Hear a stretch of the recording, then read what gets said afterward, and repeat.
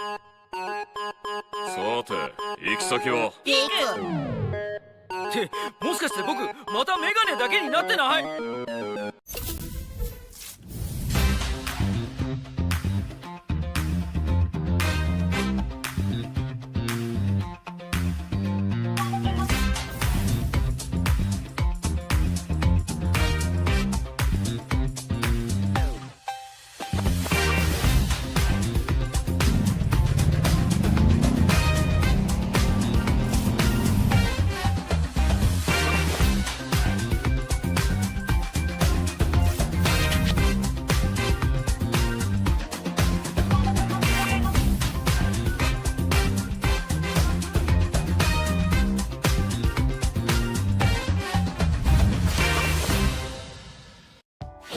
？Want to see something cool? Isn't it cute? Let's see what other sea creatures we can discover.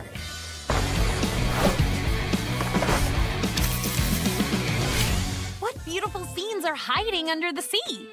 Let's explore the Undersea mystery. Play matches and complete missions to earn tokens. Then use them to observe sea creatures and unlock them in your guide. The more you discover, the more rewards you can claim. Make sure to check in often, because rare sea creatures will periodically generate extra tokens. In Battle Royale, the adventure starts before you even land with a brand new whale-themed airplane. On Bermuda, look for mysterious whirlpool entrances that take you to the fresh, cool undersea realm. The high-tier loot zone becomes the Hydro Zone, surrounded by towering water walls. Don't worry, though. You and your bullets can still pass through freely. Giant whales will also fly across the sky and drop bubble airdrops as they fly by. And yes, you can fish mid-match. Fishing spots will appear around the map, letting you reel in fish or even loot. Find upgraded fishing spots for even better rewards. Some fish will even follow you after you catch them and grant special buffs. Plus, there's a new event weapon, the Hydro Blaster. Hold fire to spray a continuous, super accurate water beam. When you run out of ammo or reload manually, a QuickTime event will pop up. Hit it to fast reload and gain a buff. Some other weapons can get this QTE reload too, so try them out when you find them. In Clash Squad, the Hydro Blaster is also available, along with the same QTE reload bonuses on select weapons. The Undersea Realm joins the Bermuda map pool, and cyber airdrops and spawn areas get themed visuals too. The ocean secrets are waiting for you to discover. Expect the unexpected. Random events may now pop up in Clash Squad to shake things up. You might start round 1 with 1,000 cash, get a random melee weapon each round, receive blue walls over time, and more. Good news to all tactical market enthusiasts. You can now deploy a tactical gadget right at your position with a simple tap. Fast and easy. Meet Ray the Watchman. Wielding both sun and moon power, he's on a mission to scatter the darkness. His active skill, Bond of Eclipse, tags the first unbound enemy hit in a fan-shaped area and creates a link with them that only Ray and the target can see. If Ray reduces the tagged enemy to a certain HP or below, they get instantly knocked down. If the target is knocked down or eliminated while tagged, Ray's skill resets immediately. For more skill adjustments, here's a quick overview. Some weapons have received balance changes. Check them out. Say hi to Pyro, your new fiery companion. Log in daily to watch Pyro grow and earn rewards. You'll meet Pyro for the first time when you open your profile. Choose Pyro's personality, drag them around your profile or lobby, and watch them pull off all kinds of cool moves. Pyro has 3 states: active, faded, and inactive. Daily logins keep Pyro active. Missing logins dim the flames, and staying away too long makes Pyro inactive. No worries though. Log back in and this little flamehead will jump right into action. Every login boosts Pyro's EXP. Keep it going, and Pyro will level up from a tiny spark to the ultimate fire puncher. You can also unlock new looks and accessories to give Pyro even more heat. Presets will no longer be locked in once matchmaking starts. Even better, you'll be able to adjust them in the cabin or before the first CS round starts. However, you'll not be able to switch presets once you've used the loadout. Don't forget to tap the preset button to check out what presets your teammates are using before making your choice. In-match quick messages are now smarter and will suggest messages based on what's happening on the battlefield. Tap on the message to send it out to teammates. Some messages will even auto-mark enemies on the mini-map for you. See a player with impressive stats at the end of a match? You can now invite them to your team right from the match results page. Team invites are also smoother. If you accept a booking request while you're in a match, you'll join your friend's team as soon as your current match ends, so you'll never miss an invite again. We can't wait for you to try out the improved filter system and new themed filters like Cyberpunk and Golden Era. Looking for a smoother gaming experience? Try out the new frame rate boost feature. If your frame rate is set to high or above, open settings and enable this feature to enjoy crisper, smoother gameplay. If you love the competitive vibe, the new CS custom room updates are for you. Now you can choose a specific map area for each round to get targeted practice. What's more, play and win like a pro with the new ban and pick mode, complete with the new ban and pick feature, an esports-styled CS store, and gameplay rules. And that's it for today. See you next time, survivors!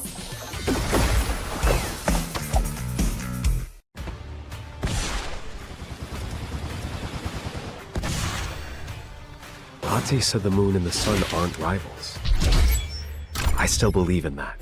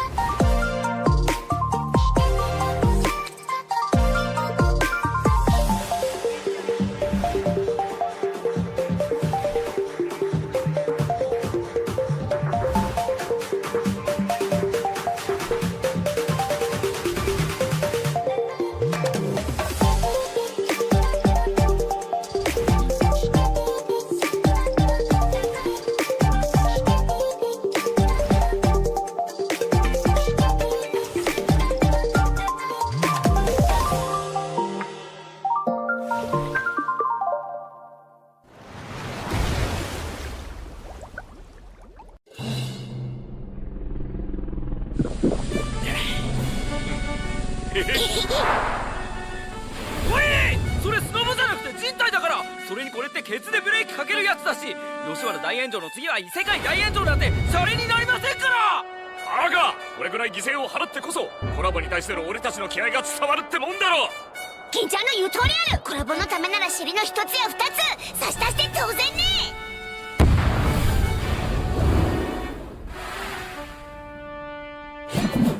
ゲームは終わりだ。え、皆さん、それって銃？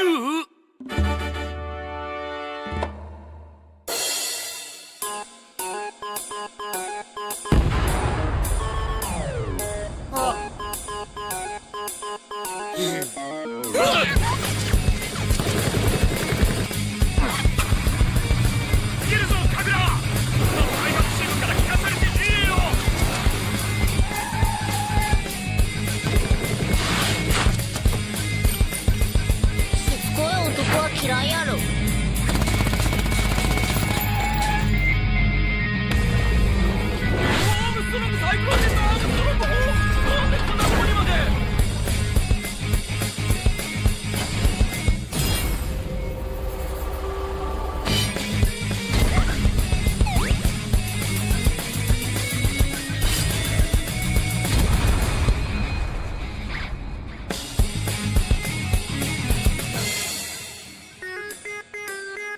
話してやってくんねえか、サダール。そいつは新八じゃねえんだ。僕なら噛まれてもいいってことですか？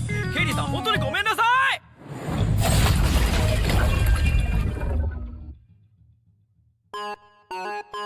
さて、行き先は？ってもしかして僕またメガネだけになってない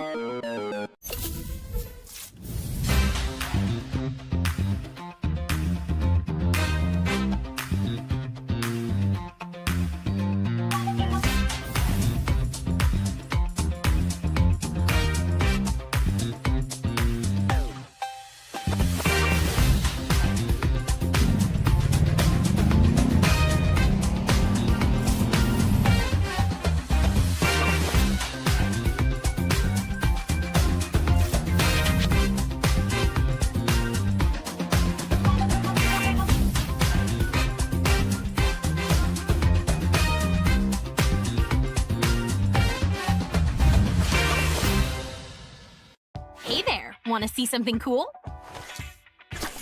Isn't it cute? Let's see what other sea creatures we can discover.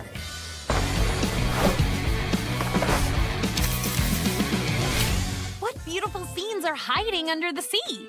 Let's explore the Undersea mystery. Play matches and complete missions to earn tokens. Then use them to observe sea creatures and unlock them in your guide. The more you discover, the more rewards you can claim. Make sure to check in often, because rare sea creatures will periodically generate extra tokens. In Battle Royale, the adventure starts before you even land with a brand new whale-themed airplane. On Bermuda, look for mysterious whirlpool entrances that take you to the fresh, cool undersea realm. The high-tier loot zone becomes the Hydro Zone, surrounded by towering water walls. Don't worry though, you and your bullets can still pass through freely. Giant whales will also fly across the sky and drop bubble airdrops as they fly by. And yes, you can fish mid-match. Fishing spots will appear around the map, letting you reel in fish or even loot. Find upgraded fishing spots for even better rewards. Some fish will even follow you after you catch them and grant special buffs. Plus, there's a new event weapon, the Hydro Blaster. Hold fire to spray a continuous, super accurate water beam. When you run out of ammo or reload manually, a QuickTime event will pop up. Hit it to fast reload and gain a buff. Some other weapons can get this QTE reload too, so try them out when you find them.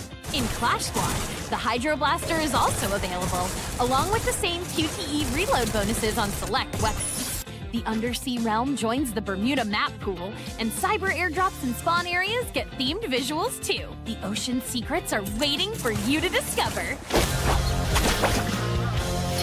Expect the unexpected. Random events may now pop up in Clash Squad to shake things up. You might start round 1 with 1,000 cash, get a random melee weapon each round, receive blue walls over time, and more. Good news to all tactical market enthusiasts. You can now deploy a tactical gadget right at your position with a simple tap. Fast and easy. Meet Ray the Watchman. Wielding both sun and moon power, he's on a mission to scatter the darkness. His active skill, Bond of Eclipse, tags the first unbound enemy hit in a fan-shaped area and creates a link with them that only Ray and the target can see. If Ray reduces the tagged enemy to a certain HP or below, they get instantly knocked down. If the target is knocked down or eliminated while tagged, Ray's skill resets immediately. For more skill adjustments, here's a quick overview. Some weapons have received balance changes. Check them out. Say hi to Pyro, your new fiery companion. Log in daily to watch Pyro grow and earn rewards. You'll meet Pyro for the first time when you open your profile. Choose Pyro's personality, drag them around your profile or lobby, and watch them pull off all kinds of cool moves. Pyro has 3 states: active, faded, and inactive. Daily logins keep Pyro active. Missing logins dim the flames, and staying away too long makes Pyro inactive. No worries though. Log back in and this little flamehead will jump right into action. Every login boosts Pyro's EXP. Keep it going, and Pyro will level up from a tiny spark to the ultimate fire puncher. You can also unlock new looks and accessories to give Pyro even more heat. Presets will no longer be locked in once matchmaking starts. Even better, you'll be able to adjust them in the cabin or before the first CS round starts. However, you'll not be able to switch presets once you've used the loadout. Don't forget to tap the preset button to check out what presets your teammates are using before making your choice. In-match quick messages are now smarter and will suggest messages based on what's happening on the battlefield. Tap on the message to send it out to teammates. Some messages will even auto-mark enemies on the mini-map for you. See a player with impressive stats at the end of a match? You can now invite them to your team right from the match results page. Team invites are also smoother. If you accept a booking request while you're in a match, you'll join your friend's team as soon as your current match ends, so you'll never miss an invite again. We can't wait for you to try out the improved filter system and new themed filters like Cyberpunk and Golden Era. Looking for a smoother gaming experience? Try out the new frame rate boost feature. If your frame rate is set to high or above, open settings and enable this feature to enjoy crisper, smoother gameplay. If you love the competitive vibe, the new CS custom room updates are for you. Now you can choose a specific map area for each round to get targeted practice. What's more, play and win like a pro with the new ban and pick mode, complete with the new ban and pick feature, an esports-styled CS store, and gameplay rules. And that's it for today. See you next time, survivors!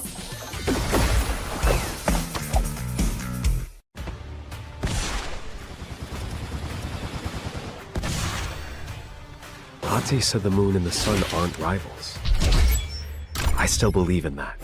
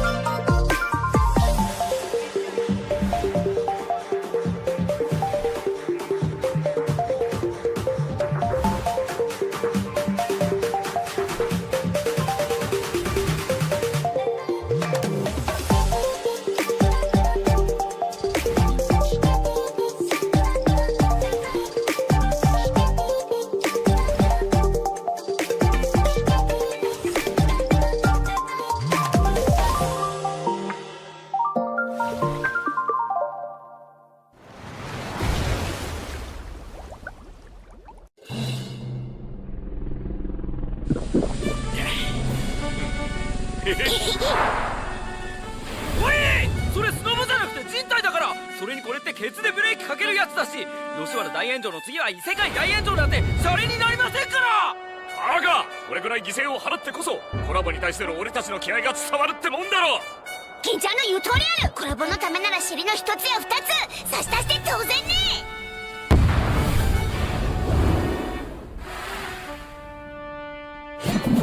ゲームは終わりだ。え、皆さん、それって銃？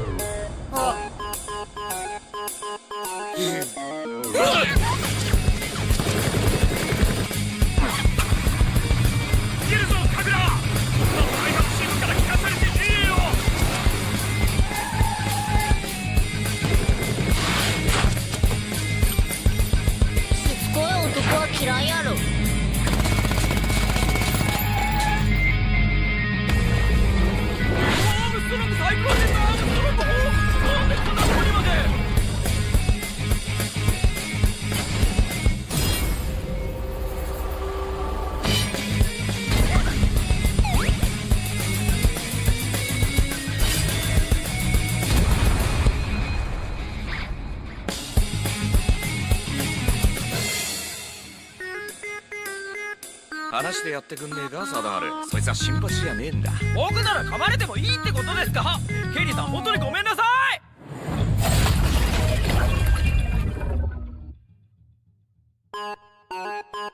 さて行き先は？ってもしかして僕またメガネだけになってない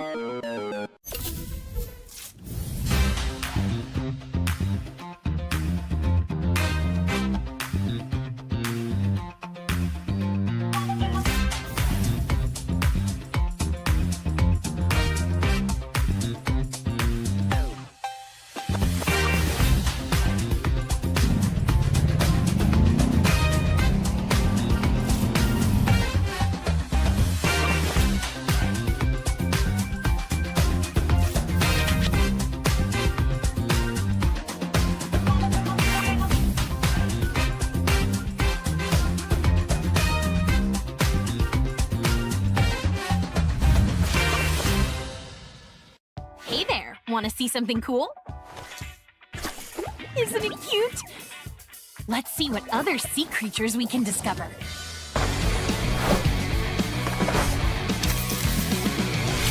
What beautiful scenes are hiding under the sea? Let's explore the Undersea mystery. Play matches and complete missions to earn tokens. Then use them to observe sea creatures and unlock them in your guide. The more you discover, the more rewards you can claim. Make sure to check in often, because rare sea creatures will periodically generate extra tokens. In Battle Royale, the adventure starts before you even land with a brand new whale-themed airplane. On Bermuda, look for mysterious whirlpool entrances that take you to the fresh, cool undersea realm. The high-tier loot zone becomes the Hydro Zone, surrounded by towering water walls. Don't worry though, you and your bullets can still pass through freely. Giant whales will also fly across the sky and drop bubble airdrops as they fly by. And yes, you can fish mid-match. Fishing spots will appear around the map, letting you reel in fish or even loot. Find upgraded fishing spots for even better rewards. Some fish will even follow you after you catch them and grant special buffs. Plus, there's a new event weapon, the Hydro Blaster. Hold fire to spray a continuous, super accurate water beam. When you run out of ammo or reload manually, a QuickTime event will pop up. Hit it to fast reload and gain a buff. Some other weapons can get this QTE reload too, so try them out when you find them. In Clash Squad, the Hydro Blaster is also available, along with the same QTE reload bonuses on select weapons. The Undersea Realm joins the Bermuda map pool, and cyber airdrops and spawn areas get themed visuals too. The ocean secrets are waiting for you to discover. Expect the unexpected. Random events may now pop up in Clash Squad to shake things up. You might start round 1 with 1,000 cash, get a random melee weapon each round, receive blue walls over time, and more. Good news to all tactical market enthusiasts. You can now deploy a tactical gadget right at your position with a simple tap. Fast and easy. Meet Ray the Watchman. Wielding both sun and moon power, he's on a mission to scatter the darkness. His active skill, Bond of Eclipse, tags the first unbound enemy hit in a fan-shaped area and creates a link with them that only Ray and the target can see. If Ray reduces the tagged enemy to a certain HP or below, they get instantly knocked down. If the target is knocked down or eliminated while tagged, Ray's skill resets immediately. For more skill adjustments, here's a quick overview. Some weapons have received balance changes. Check them out. Say hi to Pyro, your new fiery companion. Log in daily to watch Pyro grow and earn rewards. You'll meet Pyro for the first time when you open your profile. Choose Pyro's personality, drag them around your profile or lobby, and watch them pull off all kinds of cool moves. Pyro has 3 states: active, faded, and inactive. Daily logins keep Pyro active. Missing logins dim the flames, and staying away too long makes Pyro inactive. No worries though. Log back in and this little flamehead will jump right into action. Every login boosts Pyro's EXP. Keep it going and Pyro will level up from a tiny spark to the ultimate fire puncher. You can also unlock new looks and accessories to give Pyro even more heat. Presets will no longer be locked in once matchmaking starts. Even better, you'll be able to adjust them in the cabin or before the first CS round starts. However, you'll not be able to switch presets once you've used the loadout. Don't forget to tap the preset button to check out what presets your teammates are using before making your choice. In-match quick messages are now smarter and will suggest messages based on what's happening on the battlefield. Tap on the message to send it out to teammates. Some messages will even auto-mark enemies on the mini-map for you. See a player with impressive stats at the end of a match? You can now invite them to your team right from the match results page. Team invites are also smoother. If you accept a booking request while you're in a match, you'll join your friend's team as soon as your current match ends, so you'll never miss an invite again. We can't wait for you to try out the improved filter system and new themed filters like Cyberpunk and Golden Era. Looking for a smoother gaming experience? Try out the new frame rate boost feature. If your frame rate is set to high or above, open settings and enable this feature to enjoy crisper, smoother gameplay. If you love the competitive vibe, the new CS custom room updates are for you. Now you can choose a specific map area for each round to get targeted practice. What's more, play and win like a pro with the new ban and pick mode, complete with the new ban and pick feature, an esports-styled CS store, and gameplay rules.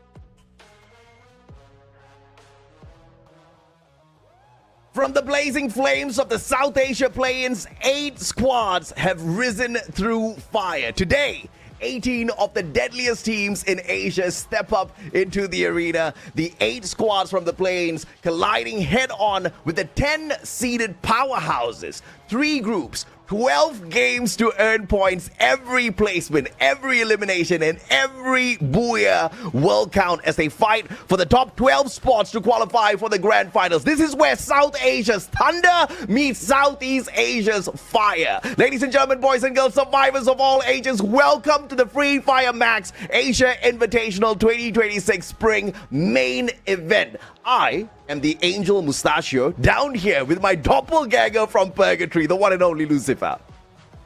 Super ecstatic for the main event to start off things. We did witness chaos unfold in our South Asia plains, but right as of now, it is going to be the Southeast Asian thunderstorm brewing up with teams coming in for their chance at the title, right? We saw South Asia plains, we saw phenomenal teams, we saw a team who toppled the table completely in their favor. But what is going to unfold when the Southeast Asian teams, that is the question mark today. It's going to be unraveling in front of us, AJ.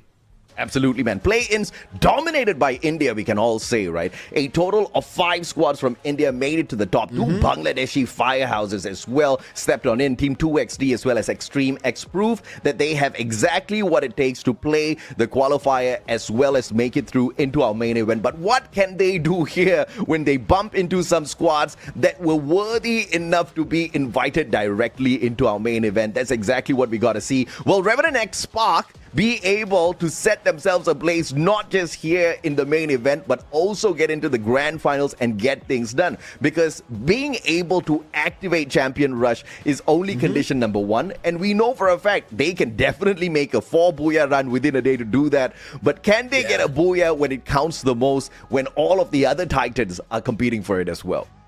And as you mentioned, can they make it happen? They did when it came to qualification, because they ended their run on day 2, and many teams from Group B itself ended their run. And out of the 6 teams in that group, 5 made it to the main event. That's the best part. And with that, let's take a refresher course for anybody who's joining us new. The tournament timeline in front of our screen started the last weekend, 8th, 9th and 10th. But that was only the South Asia Plains. 4 regions competing: India, Pakistan, Nepal and Bangladesh. But now 14, 15 and 16, it is the main event, where another set of teams are going to fight for one chance at the hit towards the grand finals. That is going to be this weekend, the Sunday, the championship day, with Champion Rush. Oh, I mean, Champion Rush, that's the one condition that has been throwing every single squad out there in a fix. It has not been easy, and teams that usually find dominance on the battlefield are still finding it difficult to call themselves champion by the end of the day, all because of the Champion Rush rule. And because right now, in the current state of the competition, booyahs truly matter. To play qualifiers, maybe no booyah, no problem. At the grand finals, no booyah, very, very big problem. And this is exactly what we have to deal with. And again, let's break it down, right? The South Asia Plains, we had 18 invited squads, 3-day round robin. The top 8 have now qualified into the main event. Here, we have got the invited teams from both South Asia as well as Southeast Asia, totaling up to 10 squads, which means we have 18 teams once again. Our grand finals can only host 12 squads, and that's exactly what we are playing through. A total of 2 days of play for each of the group here, Lucifer, which means only 12 games to qualify for the grand final. 12 games to qualify, and while the South Asia Plains were a breakthrough for the teams from India, 6 teams ended up qualifying from the top 8, and 2 from Bangladesh. Nepal and Pakistan, unfortunately, from the South Asia Plains, we did not see their qualification team. However, in the main event, we do have 1 team each from the regions, but joining in that is going to be Southeast Asian teams. That moving towards the grand finals is going to be a tough battle, but is there going to be a lot more Indian teams, Southeast Asian teams? All will know, but they have another challenge when they reach the grand finals, is the Champion Rush condition. They have to first get to 80 points. Whether with the booyah, without the booyah, doesn't matter. You have to get to 80 points at the end of a game. That's when you activate your Champion Rush. And then the biggest of all challenges, as you mentioned, no booyah, very big problem, is only if you get a booyah, you're crowned the champions. Absolutely, and unlike previous competitions, we have got no maximum number of games capped here, which means we keep going on and on and on and on until we find a team that achieves this. Now, looking for the most number of points does not matter on the leaderboard anymore. And of course, all the hustle is for this. The teams that have made it into the main event, every single squad gets to walk away with something in their hands. Of course, the biggest difference is how big is the slice of pie that your squad gets to eat. Everybody is looking at the $15,000 sitting on that first place. A total of 50K USD on the line. That is a big amount to win for anyone right now playing in the main event. And yes, as you already mentioned, they have a part and a parcel of this 50,000 USD. But do they want just the 18th position, $500, or if there is a chance to get the $15,000 for themselves, or even the 7,500, they will all strive towards that. And that's what I'm looking forward to, where these teams end up. But yes, congratulations to all the teams who've made it. So you've at least unlocked a part of the prize pool in your name, but it is not all you're going to be getting for. Yeah, we talk about climbing to the top, but how do you climb to the top? The cardinal rules of Fire Esports, the same from the very first day I started casting years ago. You hit the booyah, you walk away with 12 placement points, 9 placement points for that second spot. You minus off 1 point for each consecutive spot that you take below that, except down at the very bottom, 11th and 12th place gets you no placement points at all. But you can buffer your points up with those eliminations. Every elimination gains your squad 1 point. On top of that, we have seen teams pull off a 30 total point game just because of the amount of eliminations they stack up. But there's one thing, being a little devilish here, is the tiebreaker rules that I do want to see unfolding, which we did miss in the South Asia Plains, is starting off with the number of booyahs in case you match with somebody, especially with only qualification at stake towards the main event, as if only the thing that you are going to be striving towards, because that is the main thing. And in case that matches up, then you go towards total eliminations, even and if that matches with the team that you're tying with, the last thing is going to be, and for sure this is not going to match, is the ranking in the final game. But I'm pretty sure none of the teams qualifying to the grand finals want to go towards tiebreaker, because they'll be only wishing they have better than the other teams in terms of stats. Introduced back in 2025, this has been one of the most welcome updates in our esports circuit. The entire squad must run 4 unique active skills, which means no duplicates allowed, no 4 Tatsuyas bursting all around the battlefield. It prevents the one-trick pony meta stacking that has made the competition so much more creative in terms of composition from these squads, and I'm absolutely loving it. And I feel like Garena Free Fire as a whole has really improved the squad, the game out there, where they've made so many of these active skills viable now. And on top of that, even the patches coming in, right, that has helped teams to change their meta, change the agent, the characters that they were using, all of that coming into a play where we are now enjoying. Yes, the most recent has not been used, but we are seeing more coming into play. But what happened in our place in the South Asia plains is the journey so far. Right in front of you, we saw Revenant XSpark. They topped the table. They were the most dominating, undeniable on day 1. 4 booyahs out of the 6 games, 133 total points, and on top of it, 48,000 damage. They were unstoppable on day 1.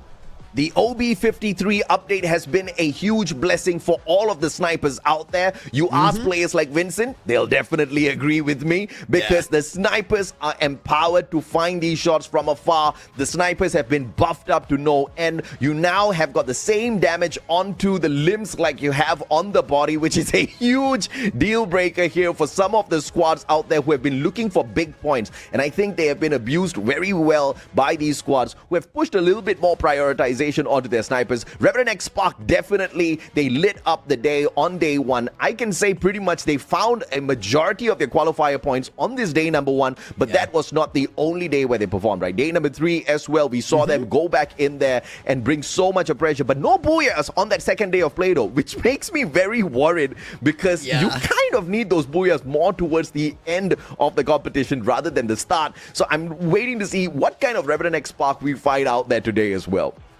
That's something of a trouble that Revenant XSpark have faced throughout their journey, even when we were seeing them in the Indian circuit. But along that lines, there are 2 more Indian teams who have performed very phenomenally on day 2 and day 3. And table topping, that is going to be Ico Total Gaming on day 2. And day number 3, when NXT Esports realized this is their last and only chance to qualify, they surged through, ended up getting a total of 105 points to make their way into qualification for the main event. Yeah, they scored a double booyah on that day. Beautiful stuff from the squad. And of course, they've managed to qualify for the main event as well. This is the team list today. We only see the action between Group A and B. Group C will be in participation tomorrow. And these are the squads that will be in participation. Team 2XD, Autobotz Esports, Revenant XSpark, Titanic Esports, Team Hind, the recent Indian champions, coming back in here. I'm very excited to see them in play and expand as well for Group A. Group B, on the other hand, has got the Nepali squad of Horaa Esports, Extreme X from Bangladesh. You've got GG Instinct out of India alongside Godlike Esports, Pandora Stars from Indonesia, as well as Lakar EWG from Malaysia. In this team list, a lot of eyes are going to be on these Southeast Asian as well as the South Asian teams who have been invited to the main event directly, and they did not have to go through the South Asia plains of what they can do, and their metal, their firepower, all will be seen as survivors from the South Asia plains will be challenging them today. And like teams, Team 2XD and Extreme X, how they managed, like we ended up seeing Extreme X on day 1 perform really well, and thankfully because of that they were able to make their way into qualification, whereas Team 2XD were very consistent, scoring points up and down, and they made their way through. And the only 2 Bangladeshi teams along with the Indian teams that we ended up seeing make their way into the South Asia plains. So it's going to be a very interesting group to see the battle, where we have a mix of champs and the teams who've had to go through a lot to just qualify here. Absolutely, man. NXT will be in participation as well, but we'll go through this one by one. Team 2XD, Autobotz Esports, Revenant XSpark, Titanic Esports. The ones that definitely stand out is Titanic Esports for me. The ones from Thailand. I mean, the team name might not be very popular, but the players in here are very popular. You look at Boom, this guy has got Esports World Cup written all over him. He's the sniper of the squad. You've got Caramel as the sub. And when you've got Caramel, one of the top players of AG in here as the sub for Titanic, you know this squad is definitely carrying some heavy firepower there. You've also got Chinai, an ex-player from AG Global. They are in here to definitely rock it. I am afraid for the other squads because of the potential that Thailand has within this grouping. And especially they've been now backed with the champions title. Yes, the champion squad right now of the 25 season is not there, but they are from that region. So another opportunity for Thailand to take that title away. But who are their challengers? We have Team Hind from India, Expand coming in from Malaysia, Horaa Esports, the only representative right as of now from Nepal, and Extreme X. Right as now standing out, at least in this team lineup, is going to be Team Hind because they already have a title, recently getting Thay's FFMIC 2026 Spring. Now they're already on their search for another title. This is their opportunity. They showed up, they were underrated back then and proved everybody that that is not a card or a coat you have to be worried about against the popular teams. You can still get the title and gave everybody in the scene and the survivors belief that you can be the champions. And Extreme X from Bangladesh definitely broke a sweat during our play-ins of South Asia, where they just scraped through on that 8th spot. RX Esports was so close to them on the overall leaderboard, and they made it through with 1 extra point. They definitely have to appreciate all of the booyahs that they picked up for themselves. But of course, Extreme X has to be very careful because they were not very consistent with their positioning on the leaderboard game after game. The final team lineup here before we move on to the next scenes. You've got GG Instinct, Lakar EWG, Pandora Stars, Godlike Esports. I mean, just so much of star power right here. You look at Godlike Esports, I dare say they've got one of the biggest fan bases in India. Yeah. But when you look at Pandora Stars, this is what I'm very afraid of. Yes, you've got your Thai team who are very good mechanically, but so are the Indonesians. Otang 99, Putra 15, they are going to be pretty scary out there. I wonder if or not they're going to be on their top play though, because not the most consistent squad out of Indonesia, even if they are dangerous. Yeah, but they also have the backing of the history of how the scene is in Indonesia. So that's something that they would want to prove and get that opportunity of becoming the Asian champs. And I'm pretty sure this is going to be an opportunity for not just them, but also their region and as a squad to make sure that everybody knows their name. Just like how we remember Avida X KDC, who made it from the play-ins, main event and the grand finals previously, denying all the fan favorite and trophy holders in the lobby in 2025. Now that it's time for 2026 and the main event starts now, the game schedule in front of our screens. We start with the very first game that's going to be next and then we unfold the gates of Purgatory open and making our way towards evening. Our 6 games is game number 3 at Kalahari, and after that we start off with game number 4 where Neptune and Arca will be carrying you towards the journey towards realizing who is going to be at the top at the end when we finish Bermuda and our game 6 randomizer. Oh, Game 6 randomizer is definitely going to be that one that could just bless a squad out there. Not every squad has found total dominance on all of the 5 maps that you've got available in here. And some of the teams who definitely did not find big points on Alpine would be smiling now. But can they smile a little bit more when they get gifted by the goddess of Free Fire, RNG, the map that they would prefer to play on later on? We'll have to wait and see. But of course, Neptune and Arca will walk you through that just like what Lucifer said. But of course, the two of us will be entertaining you on the first 3 games. Next Terra, we start off on a place where your snipers can have a good field day out there as long as your opponents are making those long, absolutely careless rotations. But Next Terra is a place where it serves up a lot of defensive compounds, which means the M590s, those Mag 7s are definitely going to be hot in this game. I really like in the first 3 games that we are going through, AJ, it is going to be Nextera, Purgatory and Kalahari. It is going to be a fest for the snipers, and it's going to be very interesting for us to witness this battle unfold. And it is the start of the day. It is the start of the main event. This is the first time that the Southeast Asian teams as well as South Asian teams are going to be fighting here in FFMAI 2026 Spring.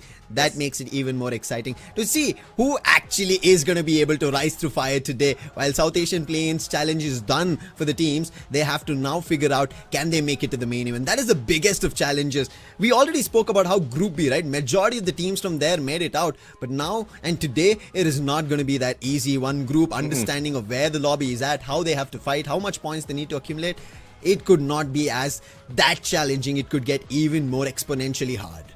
Yeah, absolutely, man. And especially because this is day 1 of the main event and game 1 of the main event. Yes, we've got some teams who have made it in here from the South Asia play-ins, but a lot of squads who definitely did not play, which means we will be able to take a peek at their preferred drop spots, but that does not necessarily mean that's exactly where they're going to drop. If that is where they're going to drop, then we're going to have a lot of chaos for the first game in itself, where we're going to see some squads really establish their dominance on certain maps out here. Who those squads are going to be, or will we see some big teams get kicked out a tad bit too early from the very first map that we play here at Nextera? We'll have to wait and see, right? We've got a little bit of information, thankfully, for the preferred drop spots of these squads, and it does not look good for some of them. I think we see a three-way battle here. Godlike, Lakar EWG, as well as Titanic at Plaza Ria. This is going to be crazy. I hope Godlike is nowhere near this area for the sake of Lakar EWG, because if you compare these three squads, I would put them at the lowest in terms of firepower.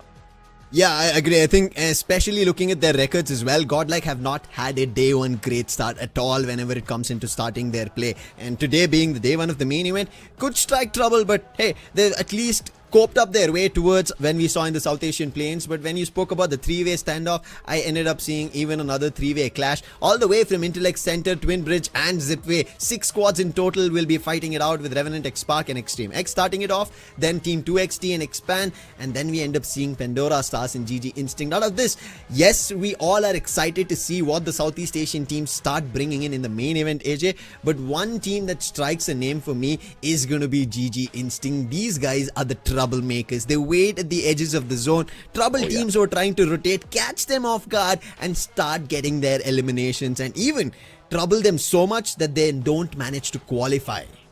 Intellect Center, if anybody has got an ounce of brain on them, they would want to avoid Revenant XSpark at all costs. I just don't know how much of this information the squads have out there, because they're already prepped for this lobby. Extreme X might just have an extreme encounter very early on in this game. We know Revenant XSpark as the squad that starts off super hot, so it would be very much advisable for squads to stay clear of Revenant XSpark's way just for the day. But of course, we have got no idea how they're going to be rotating out there. The squads don't know. At least if they had watched the South Asia Plains, they'll have a little bit of an idea.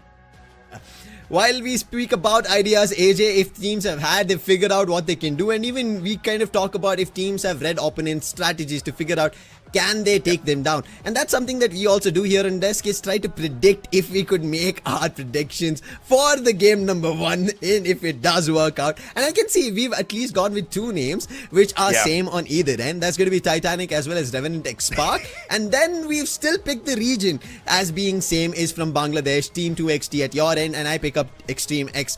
I was a little confused between Titanic, Pandora and Expand. I wanted one of these 3 in my top 1 picks, and I eventually had to choose Titanic because of the Thailand backing and that the region has always proven in power. Yeah, I mean, they've definitely got their butts kicked the most, because we have got like the most serious squads in the world of Free Fire Esports in Thailand, and very capable as well, right? You've got the 3-time world champs there. You've got everybody just waiting to go at each other. It's one of the most difficult regions in terms of play. So obviously they had a lot of practice, all right? So I'm expecting them to make all of that practice be good in terms of enough experience to be picked up to come here and show the rest of the teams in Fire Max Asia Invitational exactly what they're made of. I'm glad that we are 3 for 3 on the region predictions on all 3 parts, right? We've got Thailand, India, as well as Bangladesh. I think Team 2XD is going to rise up. You think Extreme X is going to rise up. Either way, Bangladesh is on our top 3, and I do expect them to perform out there. I think they also have to learn a little bit from what happened at the South Asia Plains, right? One big thing is Extreme X took the 8th spot, and Team 2XD was 1 level above them in terms of qualifying for our main event. What's surprising is, even though Extreme X was below them, they had 2 booyahs with lesser placement points. This is insane. So the consistency is with Team 2XD. But the problem is, if you make it into the grand finals and you cannot score the booyah, Team 2XD is going to be in a lot of trouble. Yeah, big time, especially that it is Champion Rush. It is not about there's going to be maximum games, you end up at the top of the charts and you will be awarded the champions, right? No. And I hope Team 2XT start planning towards grabbing those booyahs. Whereas Extreme X, now I don't know if they had all the blessings, if everything was going in their direction. They qualified with a total of 170 points. The team at the next spot was at 169, 1 point away, and they ended their game on day 2 itself. This is how teams qualified from the South Asia Plains to the main event. But now it's time to start the game number 1 to see what new unfolds in the very first game for Free Fire Max Asia Invitational 2026 Spring main event is next. Terra. Let's hop on into the very first battle of the day. I know you guys want some slugfest out there, so we have to expect those hot drops for sure. And because it's the very first game, life path looks pretty decent. He doesn't want to bully these squads just yet, allowing them to pick any parts of this next era map that they want to fly on into. The main focus will be on that intellect center. Does Extreme X and Revenant XSpark stick with their intellect center drop? It looks like Extreme X is already heading on in there. Revenant XSpark Divine off towards the far end of Intellect Center. We're definitely going to have a hot drop here. It is as shown in our drop spot preference. Godlike dropping by as well. This is just going to be crazy as we kick this match off. Tons of hot drop for us to enjoy. And there it starts off with Revenant XSpark in trouble. Elimination leaders Extreme X and X Divine at the corner of Intellect Center. We were banking on the contrary to be happening here. Extreme X should have been in the other direction, but in big trouble. And look at them. They even pick off a player from Team Hind. He decided to make his flight path in the other direction from his teammates. In Shoto, he'll also be confirmed in a very strong start coming in from Extreme X by a total of 4 eliminations. Well, Expand is going to be that little bit of distraction to help Revenant XSpark find the vending machine and bring at least one player back in here to stand a chance at survival. Extreme X have been extreme so far on the drop. They've got the right guns. And here comes Flicker. He's the one who's running straight in for the attack. Will be spotted by the Waltz player on the side of Expand. Sejan with a P90 in hand. Valiant dashes straight into the wall. Flicker dropped down by Zeon. Expand coming in here to save their buddy. Luki fights one as well. Expand dropping Extreme X players one after the other. They will be eliminated, Extreme X. They did not read, they did not check. They were running across the compound. And they will end up losing their opportunity after having a very strong start, AJ. Unbelievable and similar. Plazaria, we spoke about this. Godlike should have not traded in this direction. It's down to the last 2 players, the IGL, Yogi and Marco. He spots one player from Titanic, wants to go for an individual duel. Chinoy is against him. Just has a mini Uzi and it's same in the other direction. But he used up a lot of time and they surged together. And Yogi, he'll also be put down, and Godlike also in big trouble. Now, Godlike in big trouble, but there was a double revival pulled in here by the Godlike player, which means they'll still be active in a little bit. Horaa bumping into a couple of players out here as well. Autobotz from India dropped one. Kunal brings Madcod right back in. Easy revivals, but can they pick off the Horaa players one after the other? Team 2XT dropping by as well. Psycho with the M590 making his way up. Valiant dashes through the defenses. Finds one easy one for himself. And Horaa losing 2 players to Team 2XT who dropped by for those points. But Team 2XT are not alone here. There's Autobotz who made their way, but Autobotz, not all their players. So they're waiting for an opportunity, and finally Team 2XT will be able to spot their glue walls. And now, Autobotz, if they don't initiate a battle, they're the ones who are going to be suffering. And yes, it is Don't Cry who starts off, finds a knock. And now Autobotz, they wanted to challenge, they will be challenged on the contrary. Mad God with a quick hit on the revive, whereas one of his players decides to run in the other direction.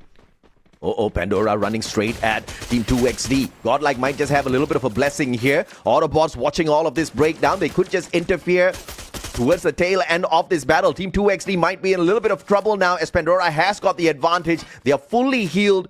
The electrotherapy on connection as they try to hunt down the Team 2XD players. Spotted out off the top. Fahim tagged up. Good glue wall pulled out. And Fahim wins the fight up against the Autobots player Venom with the M590. But that's the wrong squad. Wrong player for you to tease. And he finally gets caught as well.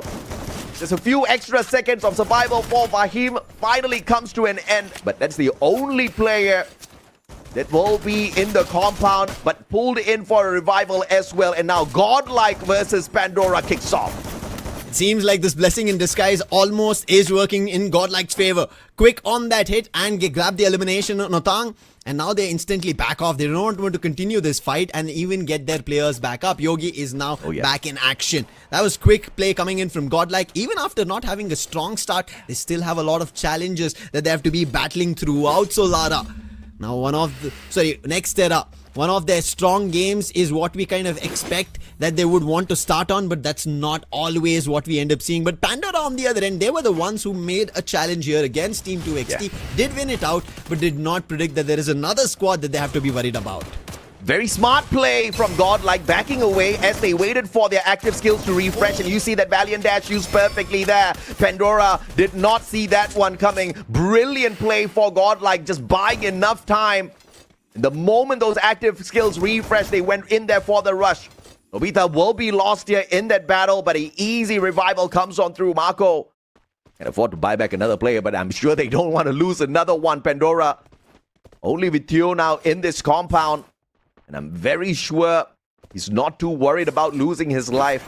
But is he going to buy time for the rest of the team members to join him once again? I don't think that's going to be the case, as Godlike should be able to pick up another point for themselves. Theo's super low right now. Nancy has done the damage. His teammates are surrounding him. Blue wall for the time being, but Kisan, and there, as you said, it seems like the challenge is about to happen. Pandora from afar. One of the players did manage to find a knock, but is still not close by. So Theo is as of now buying time as much as possible. But finally, the knock does come through. Confirmation as well, and they don't lose Nancy. It looked like almost Pandora were about to bring back this fight, but it didn't happen for the time being. Oh no, that was very dangerous. I don't think Kisans was in the right place to take that shot, but that was a desperate attempt to save Theo. Did manage to get the knock onto Nancy, but no confirmations coming through. Easy recovery for Godlike. And that should have been that warning sign for Pandora to quickly back away from that compound. We don't see any other eliminations on our elimination feed, which means Pandora is going to survive this for the time being. Expand picking up those solid points. Luki with the 7th elimination for the squad now coming on through. Revenant XSpark on the other hand, on the run as Expand goes in for the chase. Vincent's going to be spotted out here in a little bit. Afik, with the electrotherapy, he's the one who's supposed to be hanging back, but he's hungry for this elimination point. Zeon right in front. An easy shot for Zeon with the M590. They pick up elimination number 8. They knew this player was all alone, and that is one of the reasons they were so strong on it. But however, being all alone, losing their plays and also their players one after another is Revenant XSpark from the very start. X-Divine back at the same spot here in Intellect Center. He has enough money, can revive his whole squad, but there is still trouble as Horaa Esports, they make their way here towards Intellect Center. So for him to go back to the vending machine, revive the team, and if he doesn't do it in time, he doesn't plug them all back up, that is going to be the end for Revenant XSpark in the very first game. And for us to even have them on our predictions, now we are troubled looking at this name with 0 elimination so far.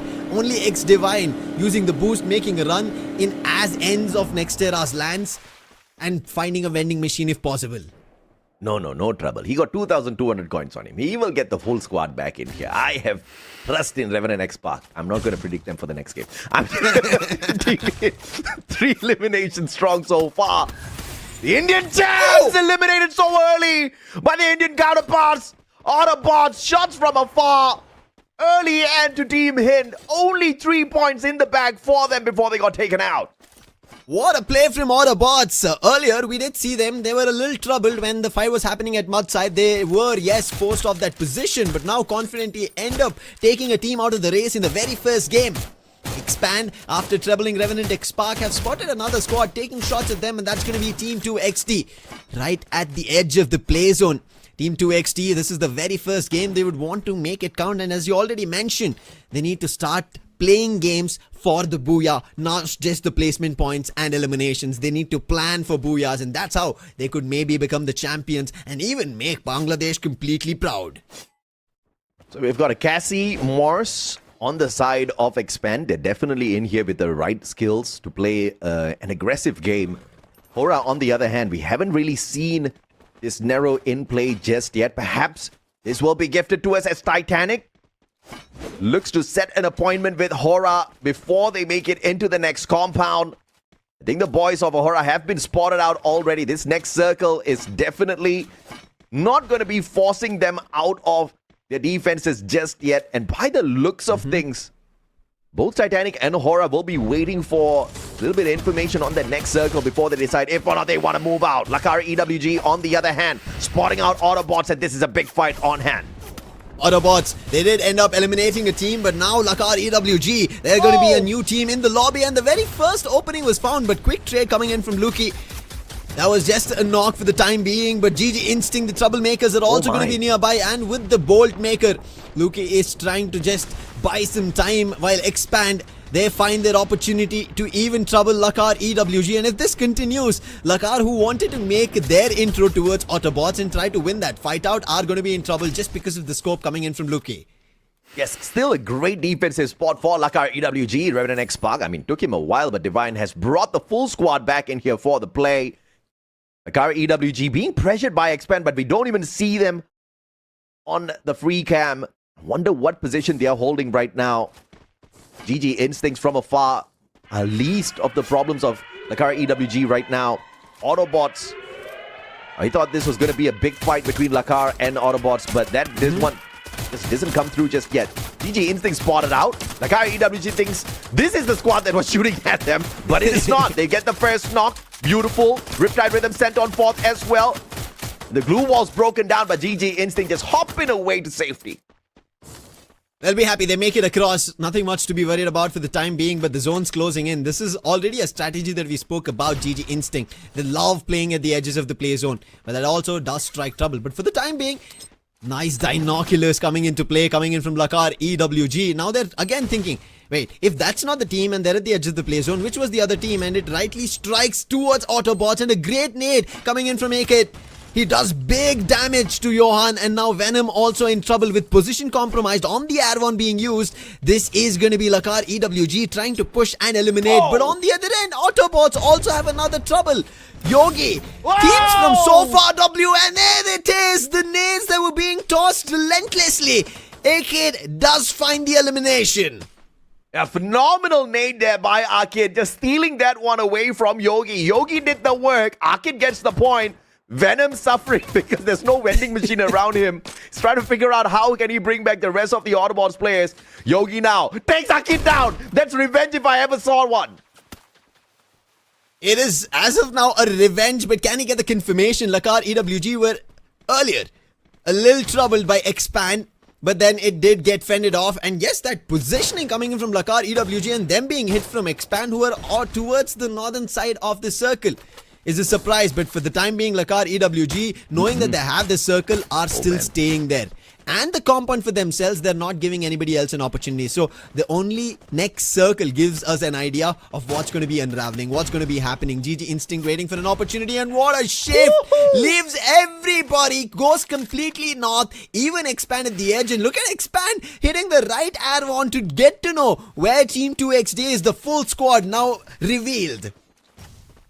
Horaa and Titanic always think they're welcome in their defensive spots, but Titanic a little bit more blessed because the next circle's right beside them. Horaa, on the other hand, will have to get through this next battle. Pandora from Indonesia bumping into them, but they will be laid out on the floor. As Stops pulls out the mini Uzi as well, dismantling Pandora right as they try to make entry into the defensive spot. Circle's now going to start closing, and the Nepali squad has to start moving right now. GG Instinct with Patlu down on the ground. Can they afford the pickup? Yes, they can. And right back in it as they call out the lightning zone as well to stop Godlike and Autobots from overwhelming them.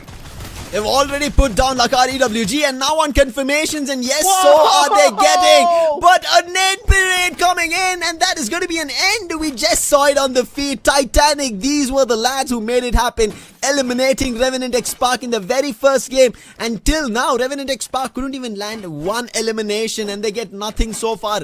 What a lobby this is happening to be here in Nextera. The very first game of the main event being completely undenying for everybody.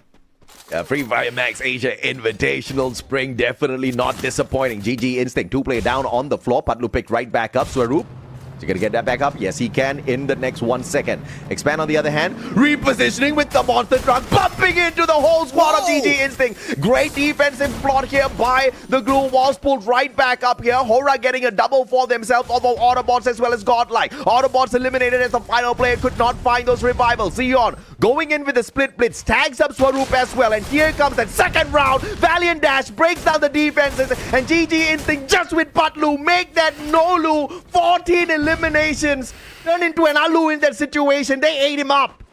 What a pull and retreat strategy coming through from Expand. But right now, so Team 2XD, they also have to be worried. Titanic right above them. A little and a lot of trouble coming in towards Team XD. And out of the 4 teams right as now that we have, 3 are the Southeast Asian squads. And only in this mix is Team 2XD, a squad from the South Asia plains who are very consistent in picking up points. And we already spoke about they need to have an opportunity and start getting the booyahs. The advantage right now Team 2XD have are in numbers. But Pooh, he's trying his best, even though with his last survivor player per 2 last players, their glue walls continuously destroyed. They are unable to keep this ongoing, and the position is not at all safe for them.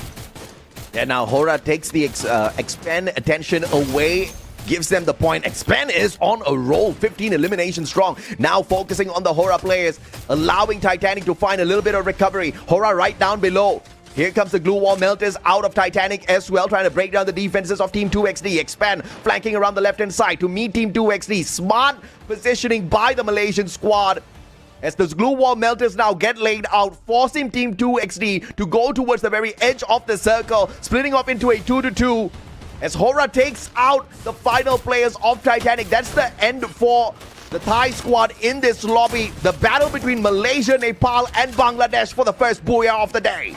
And Expand look like they have the biggest advantage as they're moving in. They have had the circle control, but Team 2XD, they've been smart, playing around the edges of the compound, have made their way in as well. Expand holding the compound outside. They do not want to let the same access that Team 2XD got. They want to deny Horaa completely. This challenge right as now is a 4v3, and Horaa, they're the ones who are on the disadvantage because they just have 3 players. Damage being done. Savage makes a run along with his teammates and somehow make it to the vending machine as well. And now this is an opportunity for them to make sure they go for a fight, with the Nero plushie and the Expand moving in could be big trouble for Horaa. Oh, smart play by Expand here, just waiting for the active skills just to be refreshed. Finds Parsi, forcing Savage and stops to back right off. 4 players strong. Expand looking for that booyah. Now bumping into Team 2XD, but they do not have their active skills online. This will have to be a little bit of a problem, and a smart, brilliant rotation round from Expand to avoid encounter with Team 2XD. They need a little bit more time. In the next 5 seconds, that Valiant Dash should be on activation once again as they rotate in straight towards Horaa. Team 2XD trying to close them off from the opposite side. Horaa gets stopped. Psycho with the AC-80 drop. Stop, dead in his tracks. Don't Cry picks up the next one, and Team 2XD picks up the 2 points off of the Nepali squad, and it's a fair 4v4 fight for the booyah here. One final battle, Team 2XD versus Expand, and Expand finds the opening. Zeon gets Fahim. That should be big problem here for Team 2XD. They have the complete control at the edges of the compounds, and the players of Team 2XD are stuck inside. And the moment Expand decide to jump in with their abilities active is going to be trouble. And there it is, the Valiant Dash finds another opening. Yana's also in trouble. He'll also be confirmed. The only one surviving, Don't Cry, the sniper. Position reveal. This glue wall for long is not going to make it work. The player from back front in all directions. Expand control this very first game, get their booyah, and what a way to show off from the very first game for the Southeast Asian team. Holy mama! Malaysia woke up in the first game. Expand absolutely rocked this lobby. They didn't chicken their way around the circle. They did not try to hide away from these encounters. A brilliantly set up battle after battle. They commanded so much of respect out there on the battlefield, where even Titanic was trying to just lay low, avoid their shots, because they were hitting everything that moved out there on the battlefield. And I would have to say, the winning condition for them was definitely the active skills, and they played their timing right. Team 2XD, on the other hand, just fresh after using up all of the active skills to take the elimination onto Horaa, which was pretty much unnecessary for those active skills to be activated. just stood no chance to respond in terms of a little bit of extra bonus. But down to the mechanical skills, they were just split up on that final compound.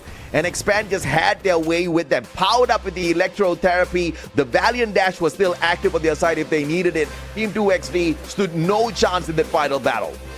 And time again, you were always talking about these abilities to refresh that, put it out of the cooldown, and that was only Expand concentrating on it every time. Even when they were indulging in a battle with Horaa Esports, they did not rush right into it. They found the very first, they waited for the opportunity, the zone was closing, so they decided to tread around the edges of the compound because they knew if they tried to go back in, there was already Team 2XT waiting for an opportunity, and if that became trouble with them having their abilities up, this is gonna be not their booyah, but Expand, make sure it is theirs, and a very strong one. Total 20 eliminations. They get a 12 placement point because of the booyah, and a start at a 30 bomber, 32 total points for Expand.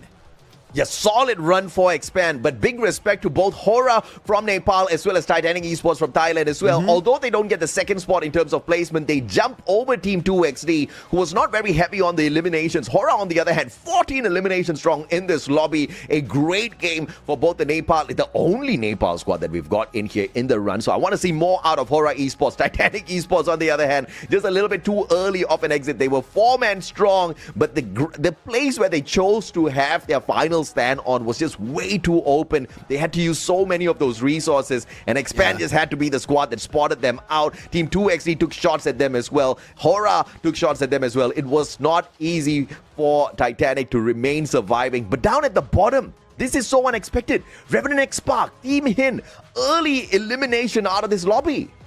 And both of them have 3 total points. 3 1 on elimination and 3 was placement points. But with that, let's jump into the MVP. And when we come into the MVP, we end up seeing Zion coming into play.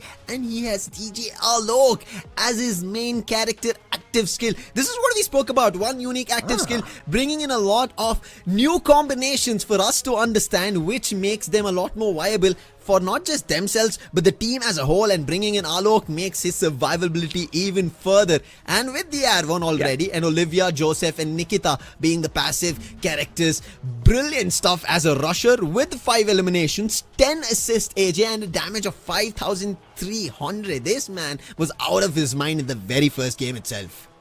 Absolutely, man. The Alok was a smart move, but the Alok combination with Olivia, that's just top tier. Just giving him a little bit of extra viability on that recovery. Obviously, a great counter to this could have been that A124, but I didn't really see many of those players or the other squads rocking that A124. The thrill of battle just was not spotted out there.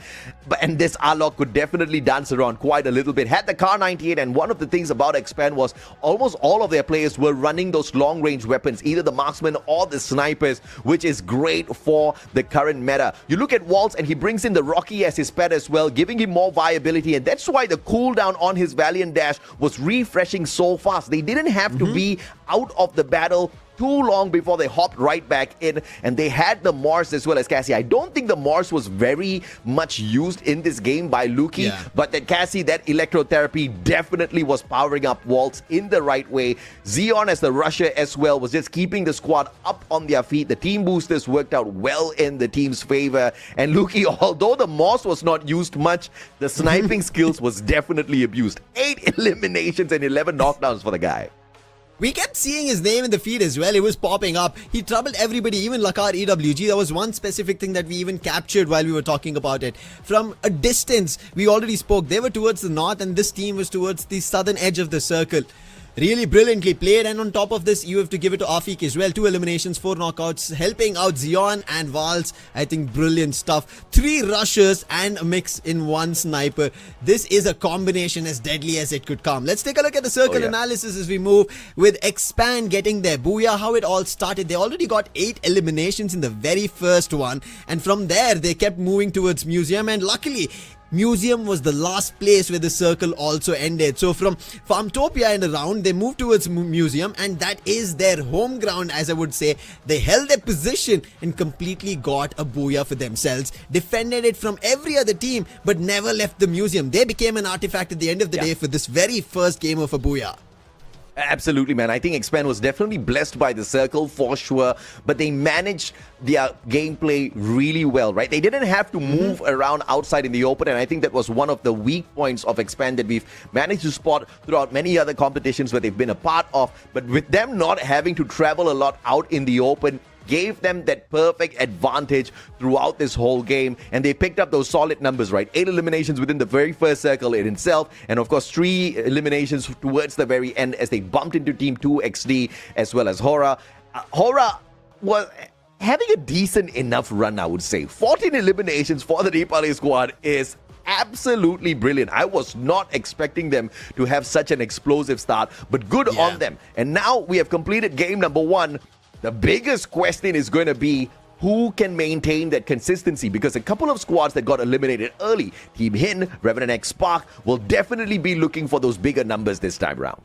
Yeah, I think a lot of these teams will try for bigger numbers, and we could get maybe a glimpse of it based on the preferred drop spots. And looking at the preferred drop spots, we end up seeing Brasilia having a clash between Team Hind and Titanic.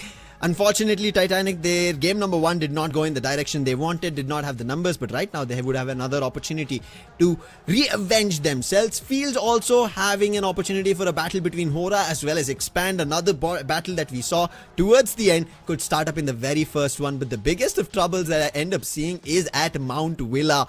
And the main reason that I'm worried is why GG Instinct is at Mount Villa, and anytime we have seen them there, they've always commanded this part of Purgatory as their own. They've challenged every team in the Indian circuit and denied everybody the position of Mount Villa. So Lakar EWG and Revenant XSpark, they are out for trouble if they don't play out against GG Instinct well. Yeah, and after what happened to Revenant XSpark earlier on, man, if you're looking at the screen, you should fly far, far away. Maybe Mode House. Nobody goes to Mode House. Maybe Mode House.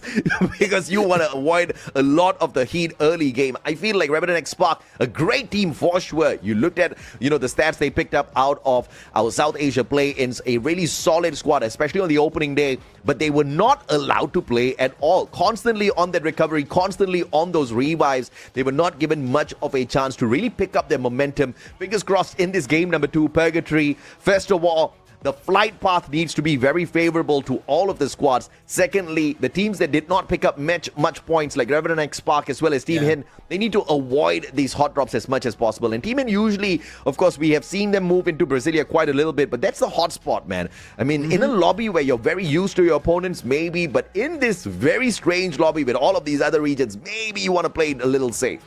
And especially that you don't have a lot of games to play around, not a lot of days to play around. So you better hope that you've played your cards right to make sure that you make a booyah happen for yourself. But that's the same thing that we'll also be thinking about playing our predictions, right? We still have the same very first name as Titanic. We still have the same regions once more. And I think we are going 3 out of 3 for the regions, AJ. We are at least in that telepathically inclined. But nonetheless, I really like that you've gone in for Revenant XSpark, and again you keep that belief alive. Unfortunate, a miss of a game in the very first one, but I believe it's going to be Autobotz.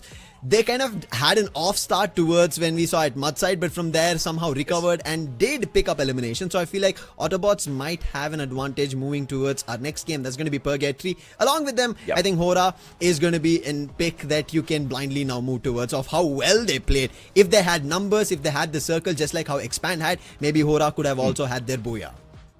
Yeah, I see where you're coming from in terms of the Autobotz prediction, because although they did get eliminated with just 4 placement points, they were very strong on the engagements. Autobotz was picking up those solid points, except that when they tried to make their play for, I think, the final 3rd circle, the position that they held onto in terms of a defensive spot was just unfortunate, right? Because the way the rest of the squad stacked up around them, that became a little overwhelming. Autobotz had no vending machines around them. And I think this is one of the biggest lessons that they can learn. Yes, you want to be rotating. Yes, you want to be finding a decent spot to hide away at. But you got to make sure you're close enough to a vending machine to play that recovery. Unfortunately, they had no means of recovery. And although they had decent numbers of eliminations, an early exit means that they don't get to dominate the top 3. A recovery is very much possible for them. I think Horaa is going to continue, proving themselves out there as the only Nepali squad in here. They are on a fantastic run. Top 3 within the first game in itself. Close enough to the booyah, but not there just yet. One thing at least we can take away from game number 1 here in the main event, AJ, is none of the teams were dominating.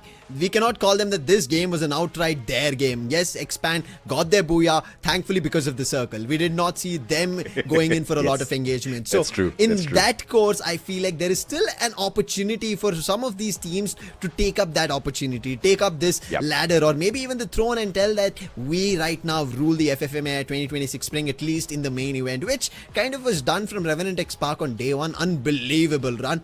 I hope there is another team that is coming in that direction, or as you already made the prediction, it is Revenant XSpark already themselves brewing for a booyah in their direction. So what you're saying is, Expand, let me see you rotating around the battlefield first and doing the exact same thing. I kind of agree with you. I think it's very difficult to manage two things at the same time, right? Your rotation, looking around you, trying to make sure you're not spotted out. It's not as easy as it is in some of the other lobbies. This lobby is just absolutely savage. You get caught out in the open just in that 1 second. In the sniper meta, you are not going to be surviving for a long time at all. And of course, fingers crossed, this Purgatory is going to be serving them up many more of those points. Who's going to get caught out in those rotations? Who's going to get lucky enough to have the circle favoring them? We'll have to wait and see as the match is on standby to kick off. I think a lot of squads we've talked about. One team that we have barely touched on is Godlike Esports. The team that is very popular with the fans, but not very popular out here within this lobby in terms of the numbers that they picked up within that first match. I think along with Godlike, right, their initial approach when they were at a fight and it did not work out, started moving in the other direction. It did eventually work out at Mudside. They were able to put down players from Pandora Stars, and that was the next team I was about to talk. Pandora have 9 eliminations in their name, but only 1 placement point. That is not the start that you would have wanted. So many eliminations could have been an inclination towards a lot more in terms of placement points, but unfortunate in the position they were in, they got caught out, and the circle especially of how it made shifts. It was very tough for teams to play, especially teams who were completely towards the southern edges of the map, and thankfully Expand were not at that direction. So we end up seeing maybe Pandora making a change.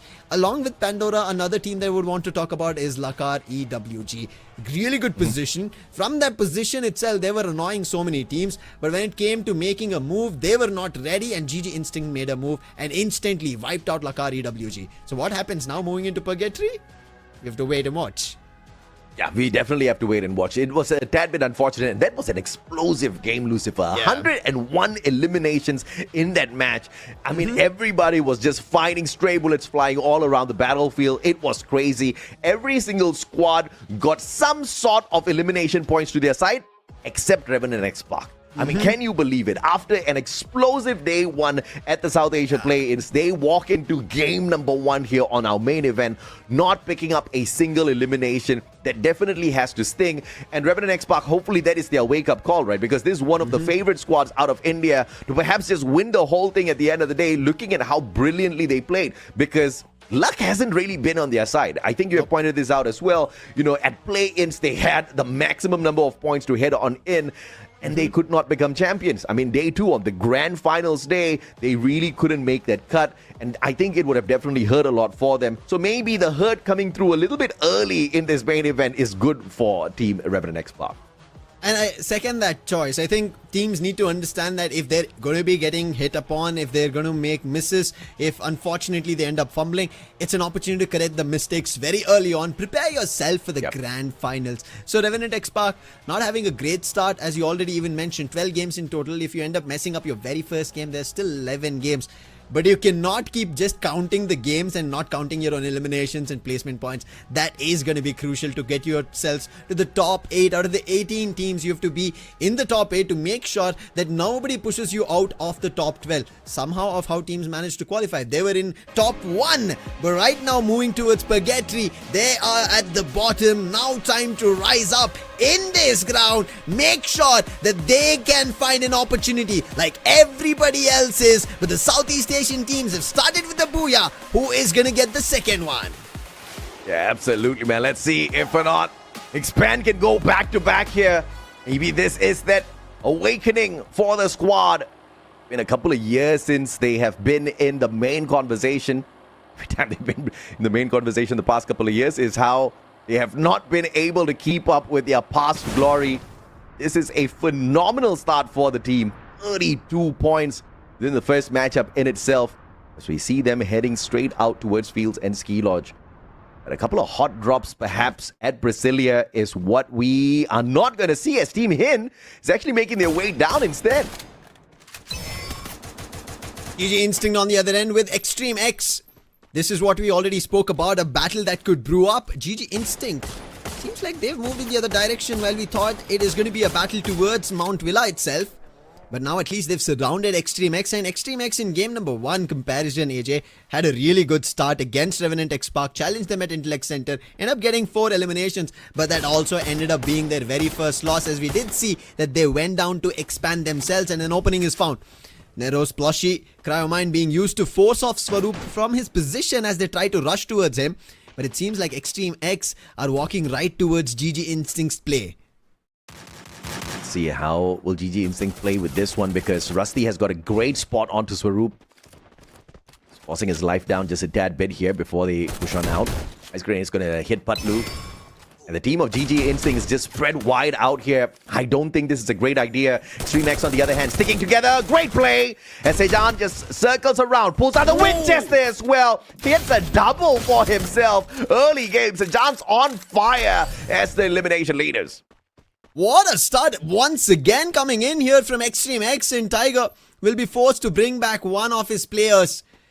He doesn't even get to use the super revival. He just uses the normal one to get the player back up, and that's going to be with a mini Uzi. Tiger, thankfully he was away, and this is the position that we kind of thought they will be at, the fight brewing at Mount Villa. But right now a fight for Team 2XD, surrounded in all directions by Horaa Esports. Psycho is the very first one to go down. Giannis is also spotted. Confirmation on Psycho. Giannis wanted to protect him, but it's not going to be happening as he also gets taken down. A nice shot coming in from Buru, and that is the 3 players from Team 2XD getting an early wipe, and the face brunt coming in from Horaa Esports, avenging for the elimination previously. Yeah, Horaa's on fire this time round. Open grounds battle. And they took that one like champs. Let's see if they can get a full squad elimination, but it is Titanic that drops Lakar EWG early. Lakar EWG, rough game 1. Great eliminations, but could not find those placement points. Only 10 points within game number 1, but in this game 2, not picking up a single point here for themselves. Horaa will find another player, this time from Team 2XD. 4 eliminations strong. Godlike on the other hand, bumping into Team Extreme X as they rotate around. Nancy and Marco both catching the boys on the side of Sejan with that backstab. Rusty and Tusin now trying to go right back in here for play, but Marco barricades himself, but a final glue wall not pulled up. And Godlike still thinks this is a rehearsal match. They exit early. This cannot keep repeating for Godlike. Now, we did speak about how they made their way through in Group B, Day 2. Somehow, the amount of points they accumulated, they managed to qualify. But if it continues here in the main event, there's a lot more challenges that they would have to face. But can we talk about how good Extreme X is, bro? Yeah. I mean, this squad from Bangladesh is so impressive. Just scraping through, making it through from the South Asia plains, and now on a brilliant run. I mean, God bless this squad. I am expecting more from them, because it was all for Godlike to go in there for the rush. They made the call to push Extreme X, but they got capped instead. This is Extreme X doing it twice now. Having such a good start. Denied Revenant XSpark in the very first one, and now Godlike as well as GG Instinct. What a battle to be brewing. And I really like in the aggression that they are moving. But right as now, as we did speak about Revenant XSpark and GG Instinct, a battle brews out in Quarry itself between themselves. Tiger, he does take up a little bit of damage. Thought he could make a run while he's sitting inside the pickup truck, and Gopu OP says that's not going to be happening as Revenant XSpark pick up his elimination. Beautiful play this time around. Swaroop, brother. What? Tried to valiant dash out of this one. He tried to get to the vehicle and drive away, but just could not get into the vehicle in time. Revenant XSpark picks up yet another easy one and pulls out a hit list onto Shoro from Team Hind. I don't know if they know exactly who they're going to be hunting down. This is not the kind of squad Revenant XSpark wants to go after so early game, because Team Hind is looking for the recovery match. And Revenant XSpark might just be expected early in this fight if they try to hunt them down. Revenant XSpark in terms of picking up eliminations. At least have had a strong start this time. 4 eliminations in total with that hit list, as you mentioned. In case they would want to go for a fight, they can, but shouldn't be the case. That should just give them an information ping of where the player is and maybe the squad as a whole, and that is the reason we're seeing them move in the other direction towards Marble Works, and from there maybe hopefully outside at Crossroads. But right there in that direction, a team that's made their way is going to be Extreme X, who are moving in the direction towards Expand and Titanic Esport. That could be a battle brewing there, because there's also the Bolt Maker call. Question is Expand active or not? The players are spotted out here. It's Extreme X gets into a little bit of a battle up against Titanic and Expand at the same time. Expand is out in the open. This is danger zone. Both squads have called for the lightning zone. Expand as well as Titanic. How insane is that? Both teams trying to tease each other in these open grounds. And Horaa's on the way to this battle as well as the third party. Expand takes Titanic out of the equation. This Malaysian squad is on a different level right now. I'm sorry I questioned them earlier that you would have to rotate and engage and go in for battles and Expand. I'm making sure that they prove a point to me. Brilliant stuff. However, they do have 2 casualties that they would have to figure out, and they will be able to get their players back up. Enough money on walls. We did even see Zion as well. So quickly running towards the vending machine even after having this fight. But the better thing to come out of the fight was a complete squad wipe that they managed to do. That is the positive that they're looking forward to. However, not the same case for GG Instinct. All they've been doing is running away from teams and reviving just individuals from their team. Yeah, I mean, Swaroop out of the equation, but they didn't want to bring him right back in just yet. Revenant XSpark driving straight towards the Expand player Zion, who's all alone here, interestingly enough, as Waltz brings the 2 players right back. Zion split away from Waltz earlier on just to play the game of survival. Expand definitely just hanging on for their dear lives at this point of time. Zion's going to be found, wins an easy shot up close and personal with that VSK, takes him out of the equation, forcing the Expand players to spend a little bit more money to bring back yet another. That was nice timing on the UAV. Zion thought he's going to be safe, but that UAV coming out from Revenant XSpark ended up revealing his position and had to go from there. However, Revenant XSpark now had another opportunity. They've spotted Horaa Esports, and Revenant XSpark are on the verge of recovery compared to what happened in game number 1. Really good compound to hold as well. They're inside the circle. We spoke about it. Traverse through the crossroads and make it in, and that's what they've done for the time being. On the other end, Team 2XT, they're also trying to recover as they've picked up their very first elimination, as we did see. But can they pick up a lot more as we go towards the next few circles? But right now, in the inclination to pick up the drop as well as a player, it's Extreme X with 9 total eliminations. They spot a player driving by, and that's going to be from Expand. Extreme X is definitely getting extreme now with those points. Beautiful recovery after game 1, but they got taken out way too early with only 4 points, 4 eliminations in hand. But this time, they're looking to change where they sit on the leaderboard in a very big way. But out in open grounds, though, I don't think this is the best position for Extreme X to hold on to, but they are going to be lucky for the time being. No other squads close enough to tease them. They're all aiming for that airdrop for sure. Question is this a trap? Because Horaa's heading straight on in. Pandora spots them. And this is going to be a big fight for the Nepalese players. Instantly Riptide Rhythm to push off Putra, and he is backing off, rightfully so. But Horaa also do not engage. They do not climb up the hill. Last time these nades flew out, we ended up seeing a squad being wiped out, and Autobots were in the brunt front of the foes receiving it. And this time, Horaa do not decide to engage. Rather, go back to the trailers and end up holding off. They want Pandora to make a mistake. So Pandora right now will have the drop and no challenges as Horaa back off. Good play here by Pandora. I think isn't just too much there for them to really fight for. Revenant XSpark up against Extreme X. They back away. I see 3 players. Do we see 4? Lightning Zone called upon the squad, most probably by Extreme X, looking at how they are very aggressive. Vincent's out of there. Divine needs to follow suit as well. Grenade. Great glue wall barricade here by Extreme X just to keep themselves safe from that grenade. As they now try to take Divine down, the time turner has been called forth. The jump pad can be used, but Divine buying a lot of time for himself as Revenant XSpark gives him the information that Team Hind might just be there as well. And Revenant XSpark rotates still within the next circle. They've got a great defensive spot here. They set the UAV out as well as they head for the vending machine to bring their buddy back. However, Team Hind have spotted KD. God, Whoa. big damage and Vincent will be confirmed. What a shot coming in. And that is going to be a confirmation. However, they were quick to make a run, but they have money. They can get the player back up as well. But for the time being, it's going to be only Vincent. They will wait for some time. However, the challenge is not going to wait as Team Hind. They're going to ride towards Revenant XSpark. They take a monster truck, make a run for it. So for the time being, when earlier the hit list was called and there was no chase, this time Team Hind decide they want to do the chase, AJ. I don't know if not they can take that risk though. Team Hind definitely needs a lot of points here. Autobotz up against GG Instincts. Instinctively backing away Swaroop. Just got brought back in. Did not have the right gun on him. And Autobots were ready for that battle. Unfortunate for GG Instinct on that recovery from those revives. Just could not loot up and prepare for this battle that Autobots were definitely well prepped for. 9 total eliminations that Autobots have right now gotten in this game so far. And Horaa on the other end, they have 7 eliminations and they're still holding off. This time they're at the edge of the circle.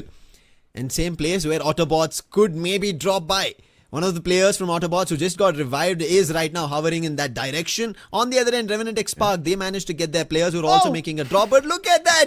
In the sky itself, KD God, and the trouble from Team Hind towards Revenant XSpark doesn't stop at all. Kunal goes down as well, like shooting ducks out of the sky.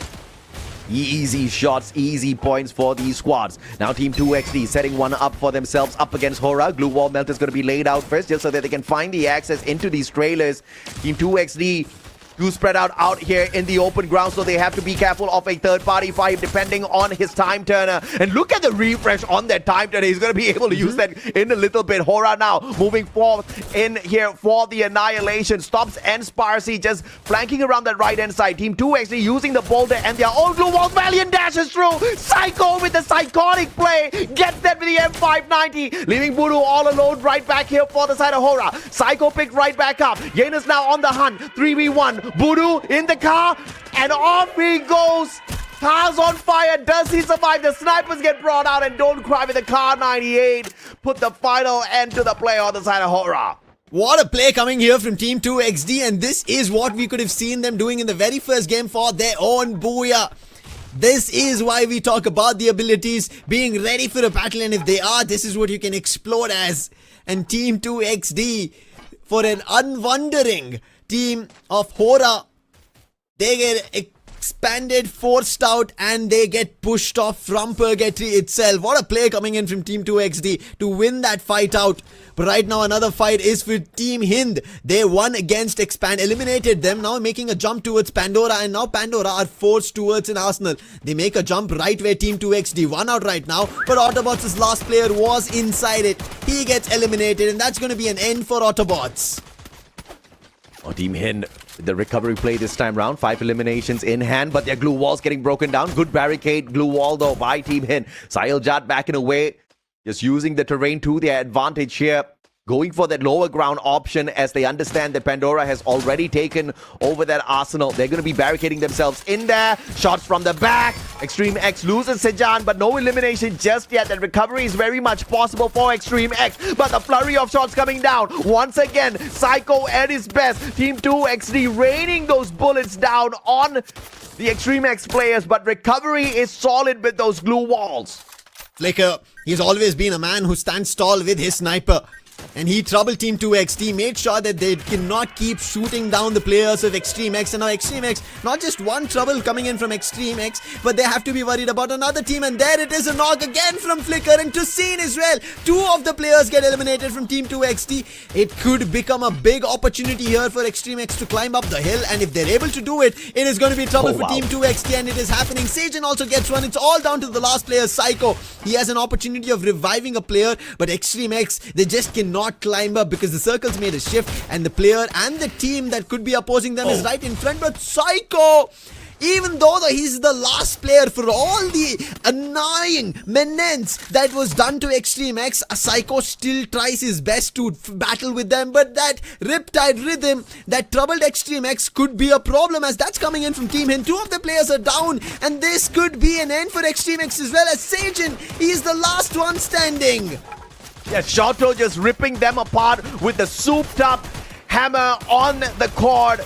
You got the LMG in hand, Woven just roaming around the battlefield. Finally, Team Hind jumping into action. Pandora buying a lot of time inside that arsenal. Finally has to be pushed out by the circle. Shoto taking that high ground. Valiant dashes around those glue walls for nothing. As Kisan gets dropped by Woven, picking up the double. Putra's going to be found as well. Shoto going in for the M590. Woven follows up, and Hind walks away with the booyah for game 2. What a game coming in from Shoto in that battle. That game itself turned around. For right now, if I imagine, the very first hit list that we ended up seeing was on Shoto. And now he's the man towards the final battle that we ended up seeing, getting a booyah, and this is game number 2, and the champs have walked in. They've proven themselves why they're the recent title holders of the Indian circuit and now want to conquer Asia. Really great game coming in from these lads, and the timing for them to challenge even at Extreme X was just brilliant, because Extreme X had nowhere to run up the hill. They had to move forward, and they had the abilities because Extreme X had used them to fight with Team 2XT, and that Riptide Rhythm just blew apart the opportunity for Extreme X to do anything. 2 updates ago, when the enhanced hammer was brought into play, nobody wanted it like the super leg pockets, but now everybody is rushing to soup up all of their weapons. The enhanced hammer is fairly cheap now, just 400 coins for that bump up, and you saw exactly what they were focusing on. They were focusing on the M249, they were focusing on the cord. They got the enhanced hammer to bump it up because they knew that the final circle was going to be very messy. Team Hind absolutely avoided as many of those engagements as possible. They wanted to focus on their looting game. They wanted to focus on picking up as many free fire coins as possible to make sure the team was battle ready on that final circle. And they guaranteed the booyah for themselves. A very dangerous squad out of India when we look at the grand finals probability of them just running away with it. But although they do take the booyah, Extreme X remains extreme right up at the top with 23 points, beating them by 1 thanks to the eliminations. And this is the reason that we kind of thought Extreme X, after how they were holding themselves against Team 2XT and were moving towards that circle on the higher ground, but as soon as the circle shifted, they decided they wanted to walk ahead, and their Team Hind had the upper hand and the advantage. But still, Extreme X, really good game coming in from there, and 15 total eliminations that they had. And Pandora, a little fallen short here. They have a total of 8 eliminations, 9 placement for being at the 2nd spot, and this is a total of 17 points. Pandora made it till the top 3, but unfortunately, they couldn't keep themselves afloat. The circle was closing in that direction, but the teams at the bottom, Lakar EWG, still are gonna be suffering, even in today's standings, with a mix of our game number 1 and game number 2 total points. They are at a total of just 10 points, and falling in that direction with 13 only points is Godlike. This has to be a wake-up call now that they've seen the standings. Some salt in the wounds of Expand, although they did manage to take Titanic out on the overall leaderboard for that match.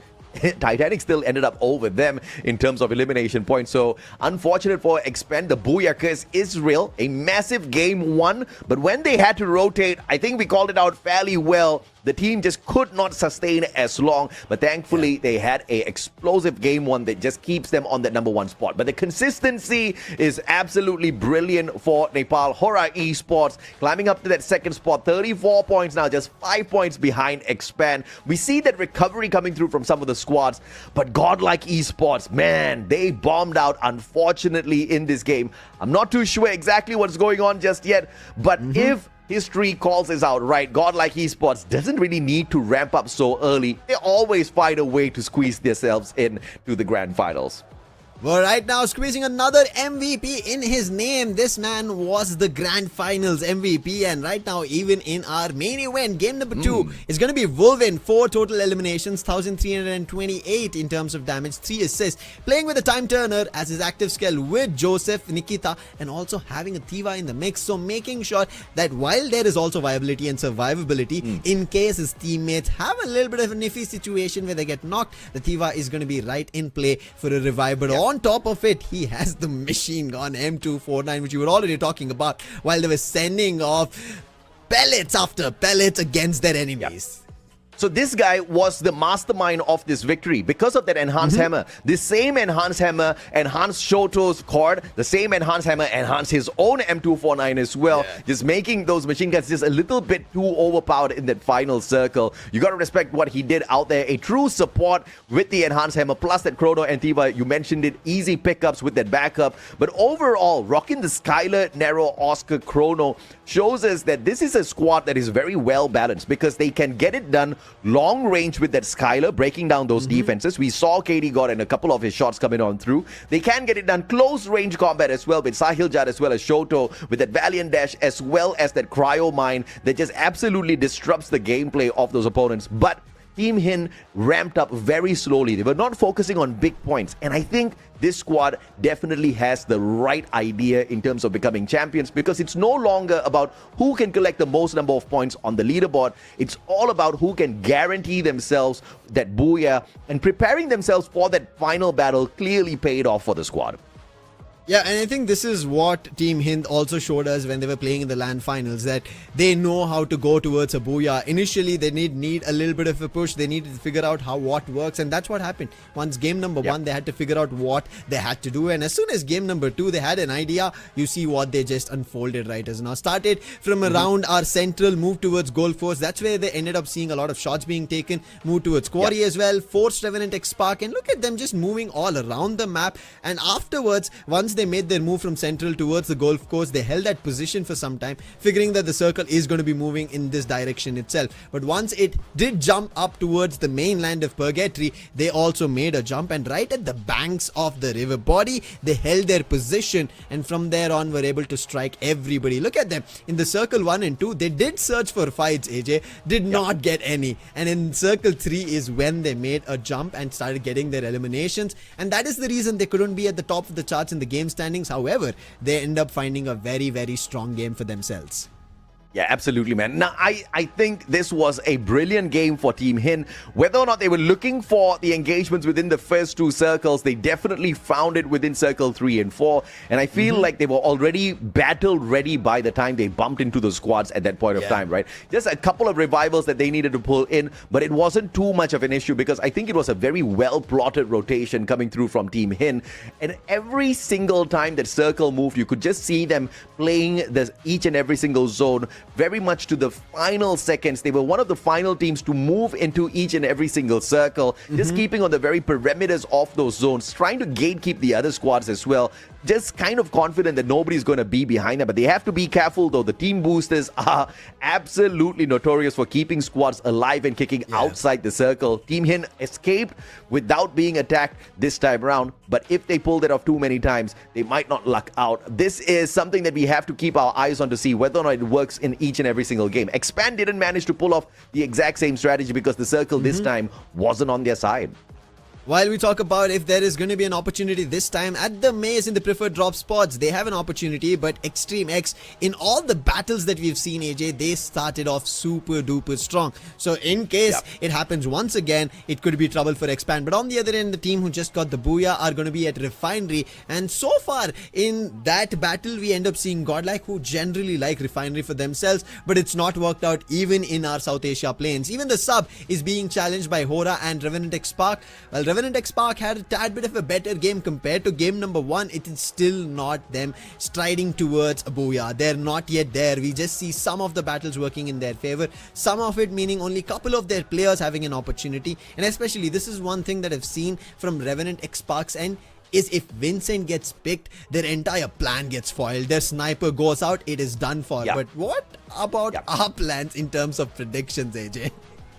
Well, it seems like I still have got my name and my eyes on Horaa. I think this time they're going to be walking away with the booyah. Team 2XD have been pretty consistent out there as well in terms of picking up points. And Revenant XSpark, man, I've been waiting for them to wake up. Maybe this is that game for us. And I've gone in for Team Hind, Pandora as well as Extreme X. Now for me, Extreme X have been very consistent. I think their early game in terms of the eliminations they're able to grab, and especially they've now gotten as close as to a booyah. Yes, similar to what Team 2XD are.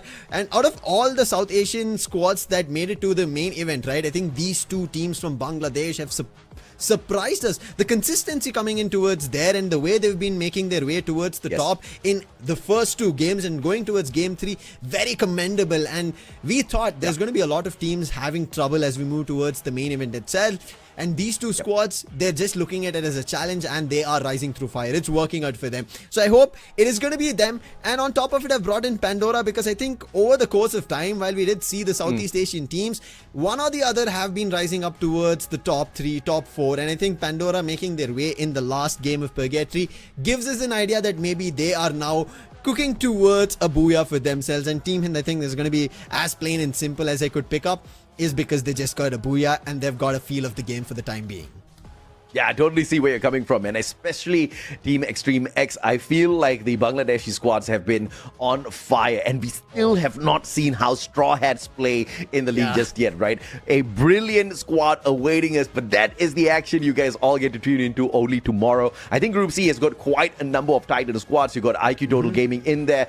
You've got NXT Esports, Hotshot Esports out of Pakistan. So a lot of explosive squads in there. Even Dewa United from Indonesia is in there as well. So I think if you want to pick up a lot of points, this is the day. You pick up all of the points today because Group C will look to ravage the lobby for sure whenever they are in here for the play. But of course, we are gearing up for game number 3 in a little bit, Lucifer. And this happened even in our day 2, where a lot of points, especially for the teams, made their way in. They ended up taking it away rather than the group who were already there. So yes, you have to pick up the points. And especially, AJ, as we are making our way towards game number 3, the game that is going to give us an idea if teams have all understood the lobby or not. Because if they don't balance themselves out now, they have lost 3 games for the day. It's going to be in Kalahari, a game once again helpful for all the snipers in action. Oh yeah, it is the map if you really want to dominate with those snipers. But problem now is the hook gun is quite readily available for anybody that wants it, making those repositions to that high ground fairly easy for anybody that seeks it out. Autobotz going to be moving straight out towards Bayfront, and there's a very big possibility we see them bump into a couple of players out of Horaa as well, who probably will be right beside them. Down at the bottom, you see Team Extreme X from Bangladesh. Possibly in a little bit of a pickle because Expand drops right beside them. Expand, they try to find the opening, but Afiq, he gets knocked. On the other end, Extreme X, they've lost 3 of their players. Flicker, the only player and the only man with a sniper for the time being. But what can he do, Luki? He's already made his way close by, and the position gets revealed. The Morse comes in clutch, and it is going to be Extreme X, the very first squad to be eliminated. You can see how happy he was with the usage of Morse and how close he made it to the opponent, and the opponent didn't even realize what happened. Yeah, even Luki was surprised. He's like, hey, what you doing here, man? The Morse coming in clutch. Titanic? Out so easy. And of course, it's Team Hind ramping it up little by little. And this is such an unexpected turn of events, both Titanic and Extreme X. And in fact, Titanic hasn't really been having the best of runs out there, but they're definitely no chump squad up against anybody. But Team Hind made easy work of them in the early encounter. GG Instinct up against Lakar EWG with a couple of players on the side of Horaa as well, probably dropping by Council Hall to check out what's happening in the situation. Patlu's really low, will get sprayed down by Stops and his P90, but Horaa needs to get Stops out of there ASAP. Yeah, he's all alone at Council Hall. And Lakar EWG, at the time they decide to strike, it could be an opportunity for them. But Swaroop, stalling for the time being. It seems like Horaa, rather than getting him out, they're going to be all recouping right here at Council Hall. They're making a jump, and Swaroop is going to be in big trouble. He thought that maybe he could find an opportunity, but Stops. He will put him down with the AC-80, and also confirmation comes through. So GG Instinct, while they thought that they could have an opportunity, they're the ones who are getting swept across in the very first game. In this game, after 2 and 3, it is still the similar thing that's what GG Instinct is stuck at, that their games are not going in that direction. But one thing that I'm right now worried is, have the teams got a notification that Kalahari has started? Circle 1 and 2 teams are already out, and now GG Instinct is getting closer. Oh, where Marco fighting the dust as well as they bumped into the Expand squad. Ice Grenade takes him out of the equation off screen. Horaa up against Lakar EWG. And this is not even the full squad of Horaa just yet. Fuzan, one big mistake. Whoa. And Stops will find him with the AC-80. Wanted to go in here for the finisher of that P90. But Stops, you cannot get aggressive just yet. That's a full squad down there. They recover the player instantaneously, and Lakar EWG right back up on their feet. It's very impressive what Horaa's able to do just with 2 players within the compound.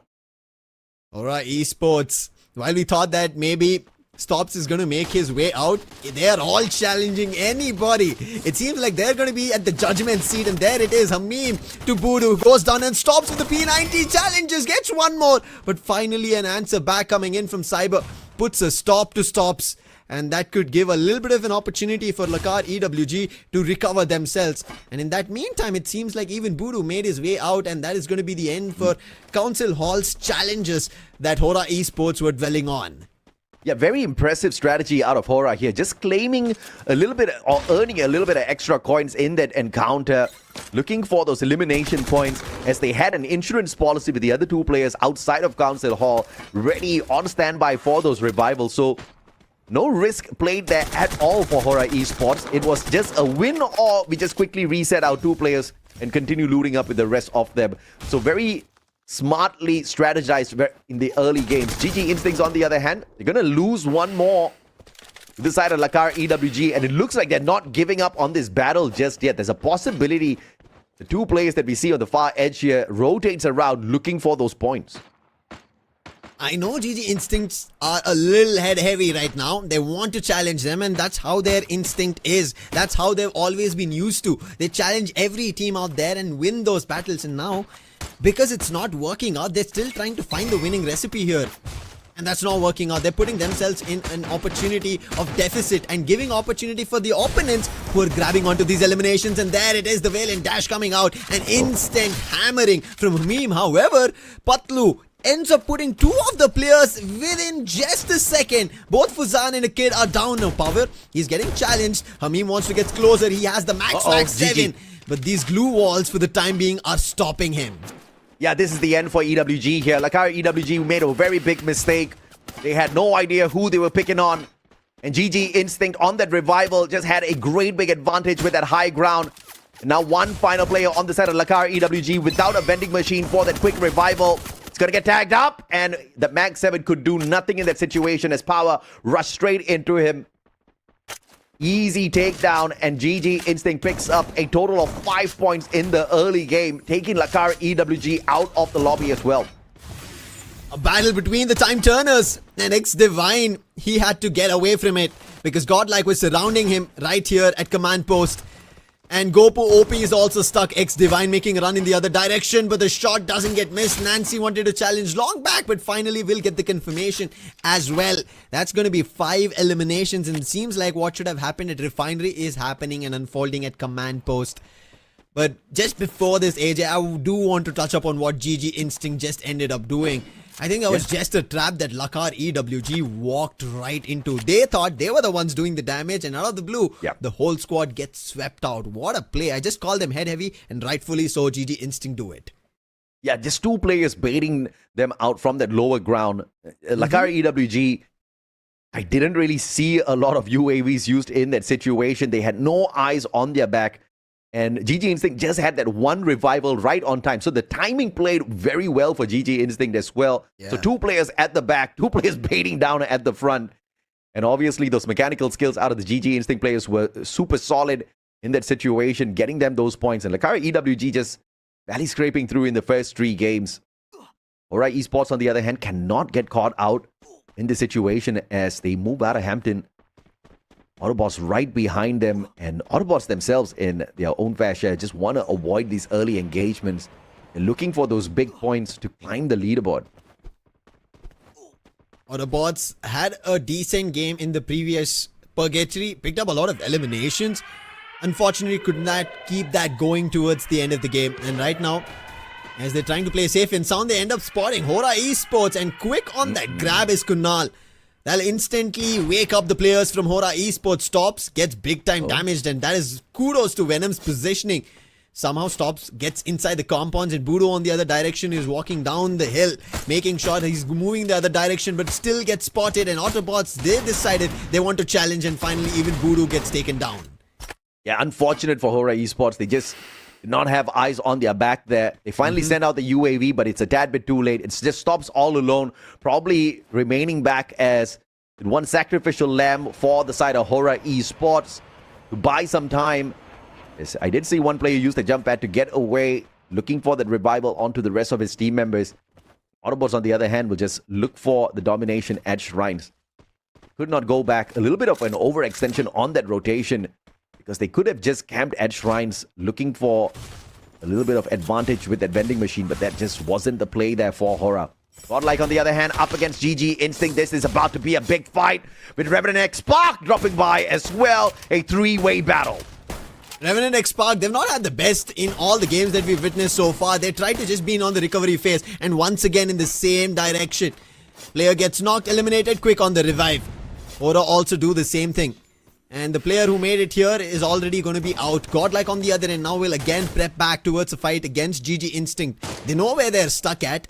And Godlike are very familiar in these kind of compounds. They know mistakes are always done, and there it is. Yogi makes an approach with Marco.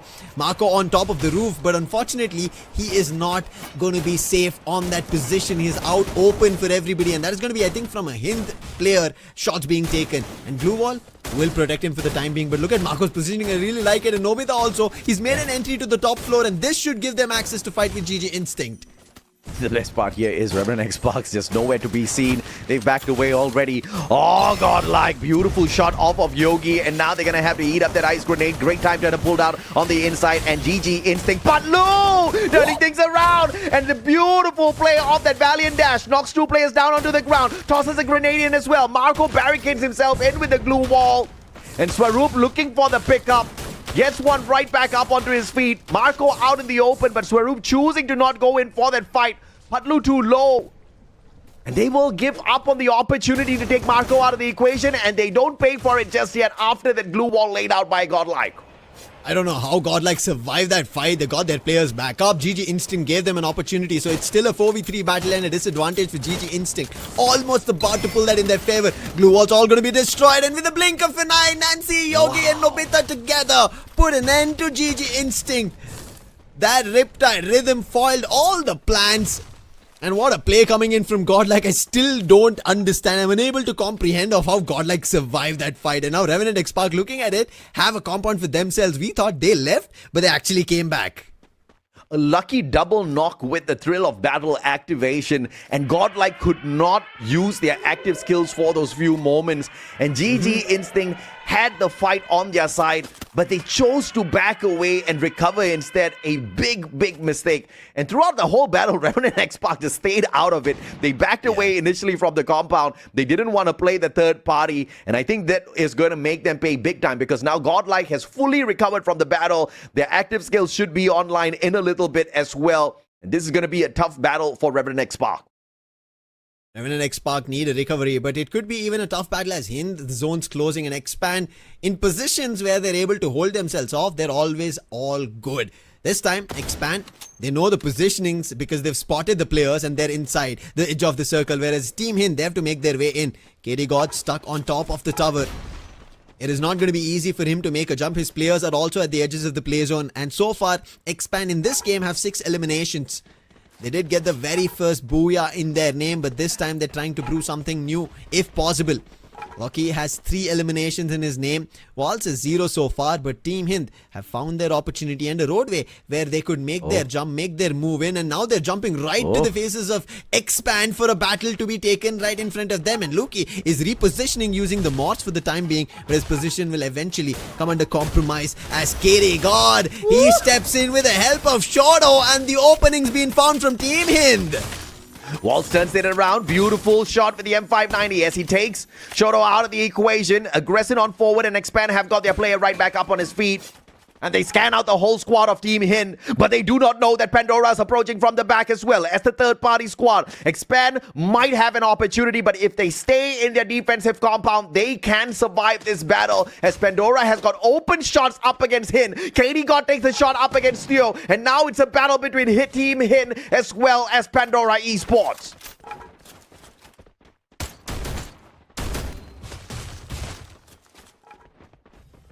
Expand had down. an opportunity.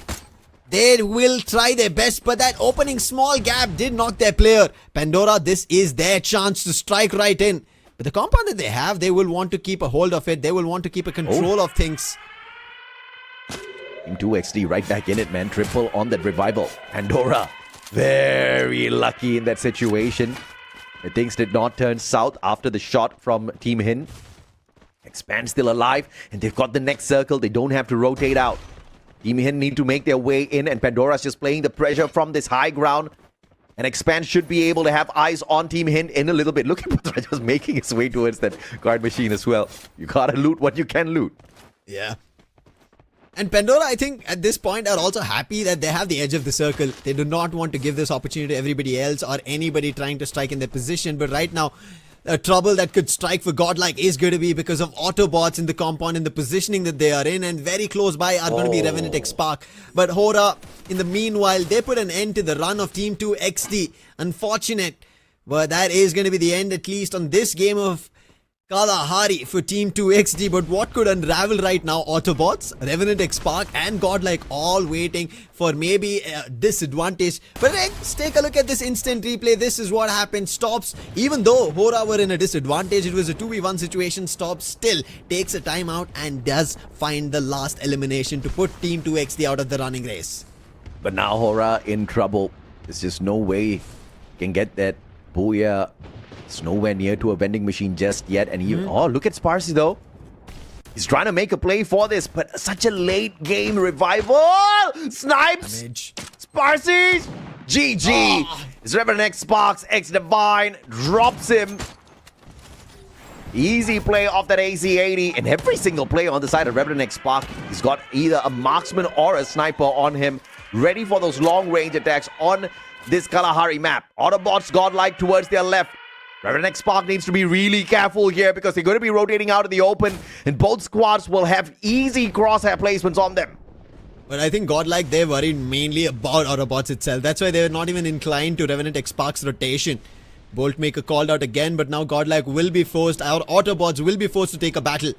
Who climbs down or who climbs up? That's the question. But Nancy decides to make a jump right out, and Autobotz is still out in the open, stuck, and there is the opening. Marco finds, and with that blink of an eye, it is damage being done to Autobotz. One last player still surviving, making a jump, and he is still holding off at the edge of the glue wall, and he will also be put to rest. And that is going to be Godlike holding themselves at the edge right now, but the zone's closing in. They have to make a run. They have to make their entry as Pandora and Expand kick things off for a fight. FFMIC champions just got expanded by Team Expand. Beautiful play by the Malaysian squad. And now Godlike, Marco trying to interfere in this battle as well. Walls gets knocked down by the circle. So late in the game. Valiant dash will break through those defenses and help them make it into the next circle as well. Afik finds Marco. Easy shot. Sion with the Winchester finds the connection as well onto Nancy. Godlike just catching strays here from the side of Expand. Nobita, he's the last survivor trying to confirm, gets the elimination, but he's not safe. The team that we spoke about, Revenant XSpark, they're the ones who have an advantage. All these squads were busy fighting amongst themselves, and Revenant XSpark were busy positioning themselves for this final battle. They have the numbers in their favor. They have the resources ready for a battle. Expand on the other end somehow pushed off Pandora, but Pandora, look at them. They're making a jump once again towards the edge of the compound because the zone's moved in the other direction. This could be an opportunity for Pandora if they strike it well in balance, but Revenant XSpark, they're also moving in that same direction. Expand in trouble as a flash freeze comes across. They will not be able to make a move, but Revenant XSpark, they do against the last two lads of Pandora. And Revenant XSpark finally, right now understanding the lobby, find their openings, and they're in the top three. There's a great rotation there by Revenant XSpark, playing the circle perfectly, waiting for that opportune moment to sneak behind the wall so they don't have to deal with Expand just yet. But as I say that high ground advantage by Expand, and they'll drop Ash right outside. Nobita with the M590 shot. Godlike just playing a little bit of a disadvantage towards Revenant XSpark before he gets taken out. Expand should be able to find the connection with the shots, but can Revenant XSpark climb to the top using Nobita as their distraction? But it seems like Revenant XSpark's not going to make a play for that just yet. They want to set up the defensive on the ground floor, waiting for Expand to look for them in a little bit, and Nobita will survive that rotation with those glue walls. Finally a tag onto him with the F590, but it does not put the player out just yet. Nobita still surviving as the last man from Godlike. Revenant XSpark inside the compound and Expand on these rooftops. Who will win in this last and final battle? Such a standoff, and Nobita goes in the other direction, completely afar from both these two squads. Doesn't want an intervention where he gets eliminated. He rather wants to end up in that second spot if possible. Or if there's an opportunity that they battle amongst themselves and the numbers go down, he still has an opportunity to strike and get a booyah for Godlike. There's a coda on the side of Revenant XSpark. They know exactly where Expand is, so positions revealed. Luki repositions, has the Moss, but that's on cooldown. Out in the open, opportunity for Revenant XSpark to punish. Nobita does not take that shot. He wants to hide away and perhaps sneak a decent booyah away. Great glue wall by Waltz as he jumps straight across, looking for the final player on the side of Godlike. Nobita still not spotted out just yet. And Waltz will miss that opportunity at a free point. Expand, they've made it across, but Nobita, he'll be forced out in the open. He makes another run. What is happening?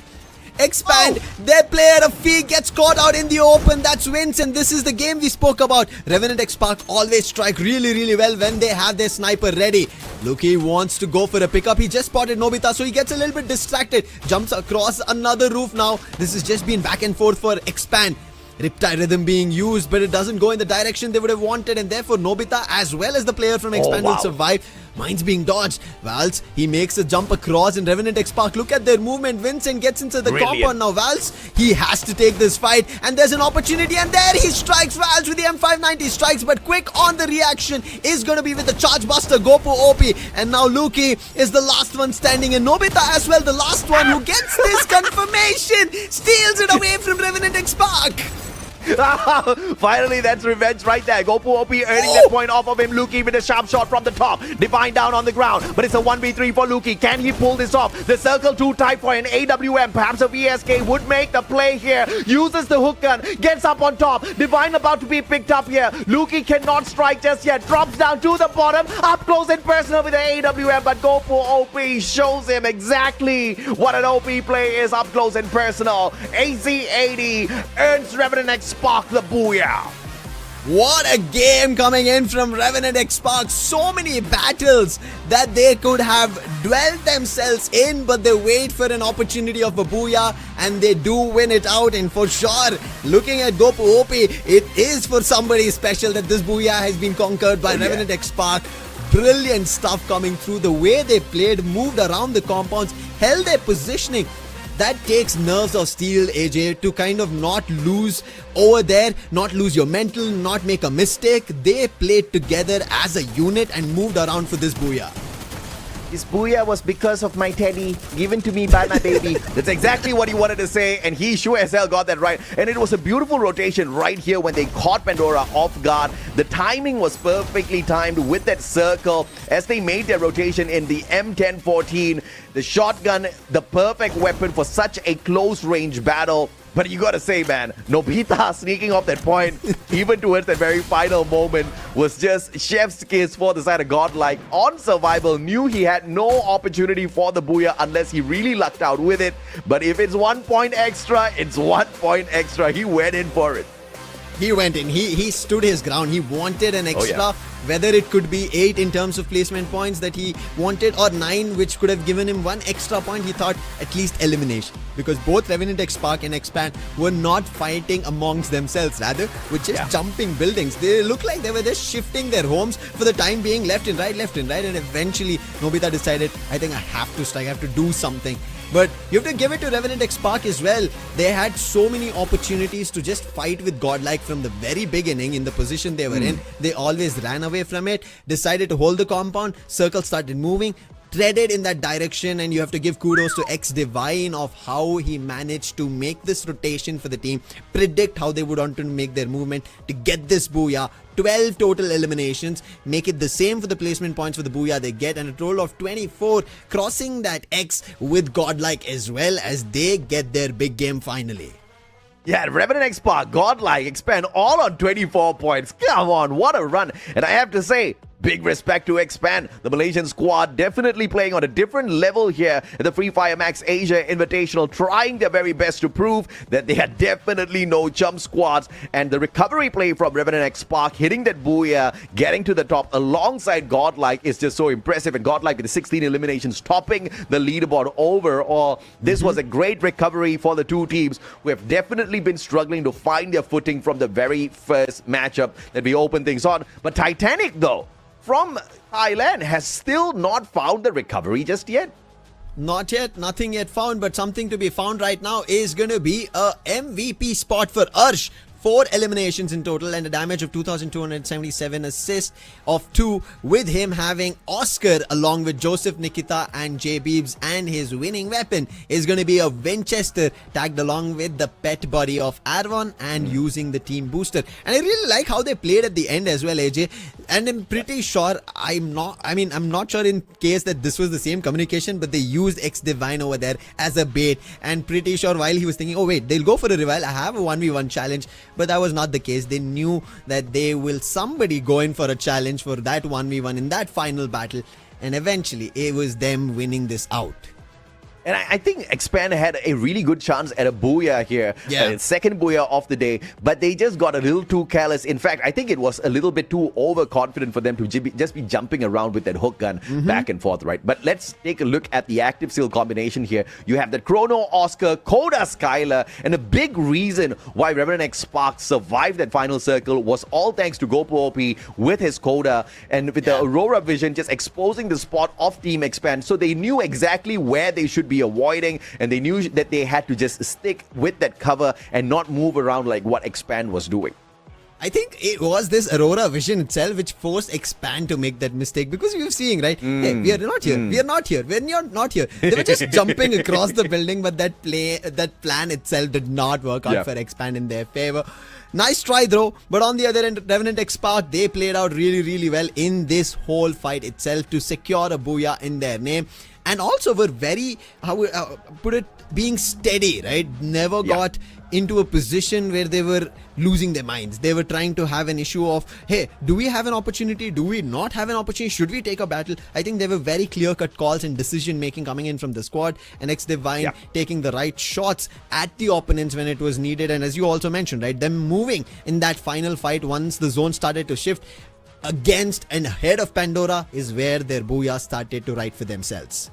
Yeah, the positioning, the timing of Revenant XSpark in this game was just absolutely spot on, and they definitely deserve the booyah here for themselves. A great big reason as to why the booyah was more possible was also because of the distraction by Godlike's Nobita out in the open.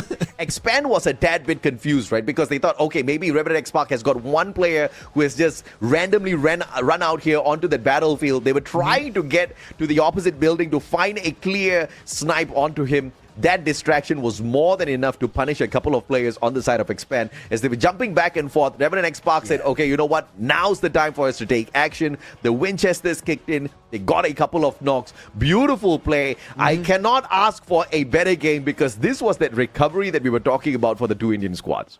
You were even mentioning, finally do it, please, Revenant XSpark. You've had them in your custom predictions and they do it. And it was also that opening that they found with the Feek while he was also trying to use the hook gun and make a jump across the building. And yeah, I think Nobita, they were worried. They were like, wait, there's somebody who's running between the buildings. Who is that? Why can't we catch him? And at the same time, when they enter the building, they don't see him at all. He's literally a magician in works, and Godlike would have also loved it because eventually with all the efforts that Nobita put, ended up getting an extra elimination point for Godlike as a total and a game as a recovery, which worked in their favor. So Godlike fans will also be happy. A lot of recovery being done, especially in this game for the Indian squads, AJ. Yeah, on that point, Expand keeps that #1 spot because of their performance. But we're going to take a quick short break. When we come back, it's going to be Neptune and Arca on the desk. Lucifer and Mustachio signing off.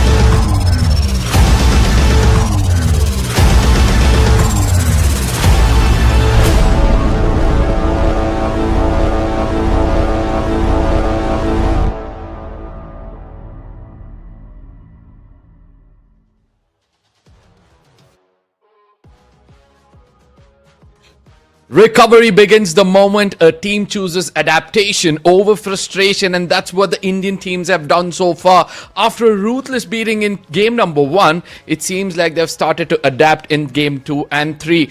And I believe this is going to be the storyline for now. You guys are watching Fire Max Asia Invitational 2026 Spring. Myself, Arka, with me on the desk is going to be the god of fresh water, Neptune himself. And Neptune, you know, we've been watching the games back. I do believe like the Indian teams are slowly catching up. I mean, I do believe that is the same case really all throughout the game. And let's see if that it would be the same in the next map that we have right now. Again, 3 maps in already, and we're heading into Solara. And we're looking at the preferred drop spot. And hopefully this is not the case where we see those who are getting that booyah or being the top of the board right now to really be eliminated, because from what we witnessed earlier, the booyah curse is still on, but we don't see that much of a downfall for most of the teams. Absolutely. Now again, we have also seen that the point difference between the top team and the bottom team is still doable. They can still make a proper comeback. They've got 3 more games in their hand, so that means a close collision or even an adaptation is still an open gate.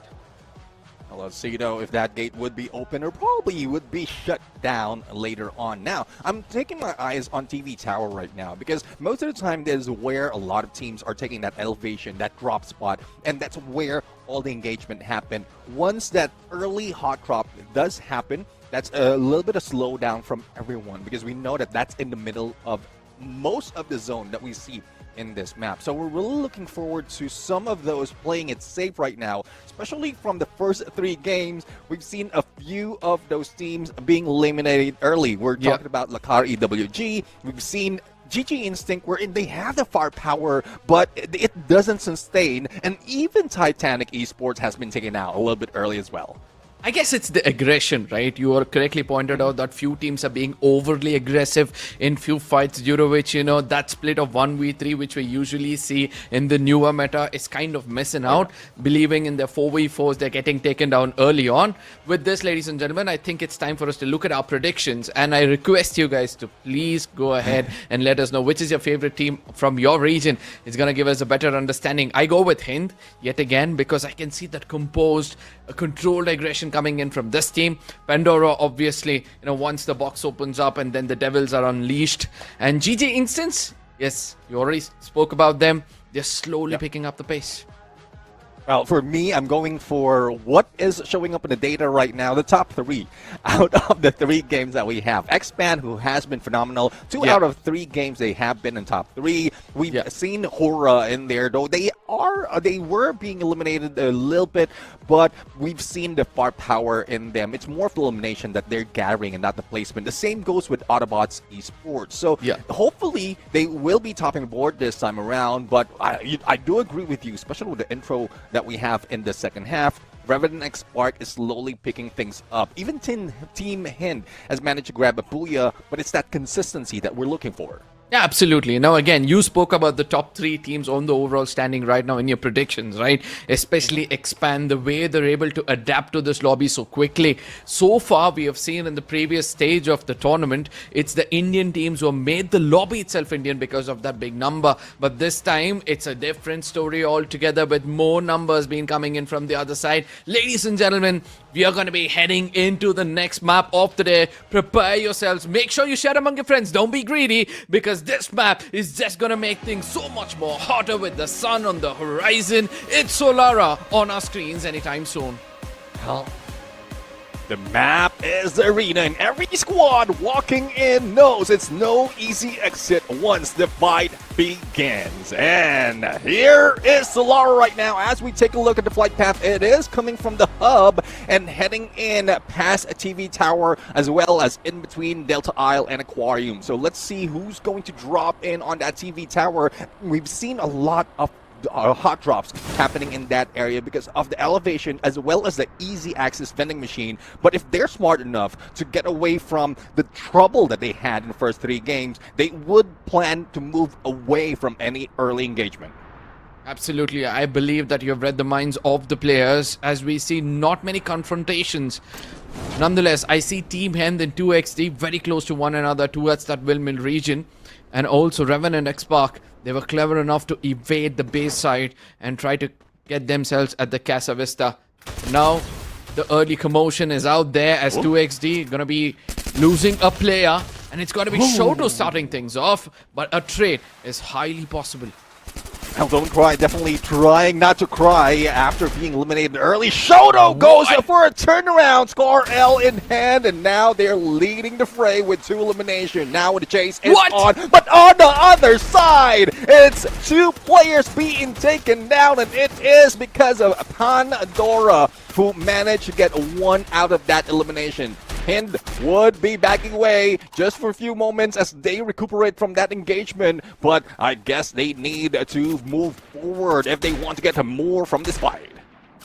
I love this positioning coming in from Team Hind. Look at how Shoto is placed behind some hard covers, still has vision over the opponents, but for now, he's got to be showing his back, needs to be careful, because Pandora, they don't miss much, and there it is, the retaliation comes through as Tio puts 1 player down, immediately gets that confirmation, but Wolverine sticking close to that vending machine will be bringing back his player, but Tio says, you know what, I've got more, and he's here to challenge the IGL of Team Hind, that is KD God.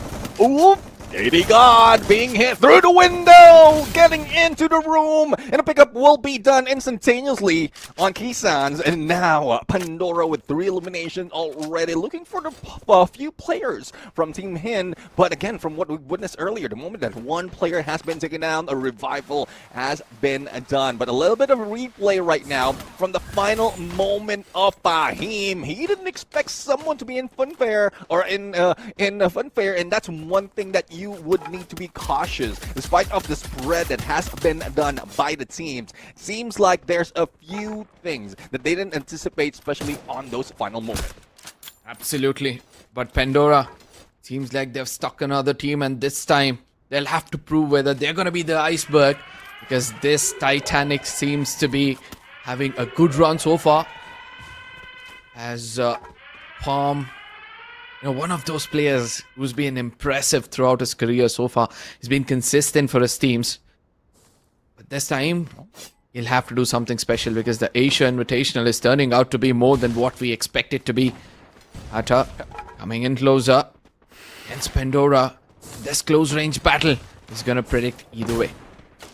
Cito Putra has been spotted, and as if anticipation shots would be coming in from that side though.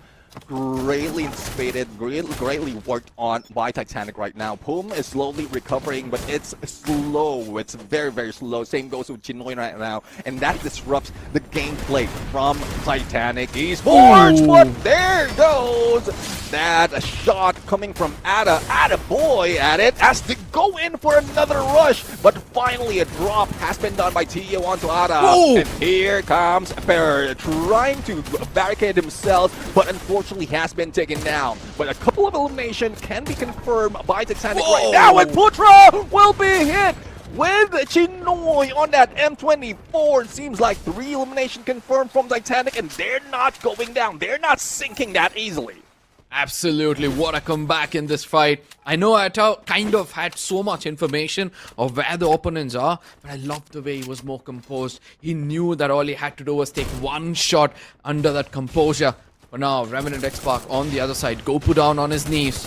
It's going to be EWG trying to dominate that. Divine buying some time, making sure that Gopu gets revived. He's now looking for that close range battle. Gopu needs to fall back. He's been careful so far.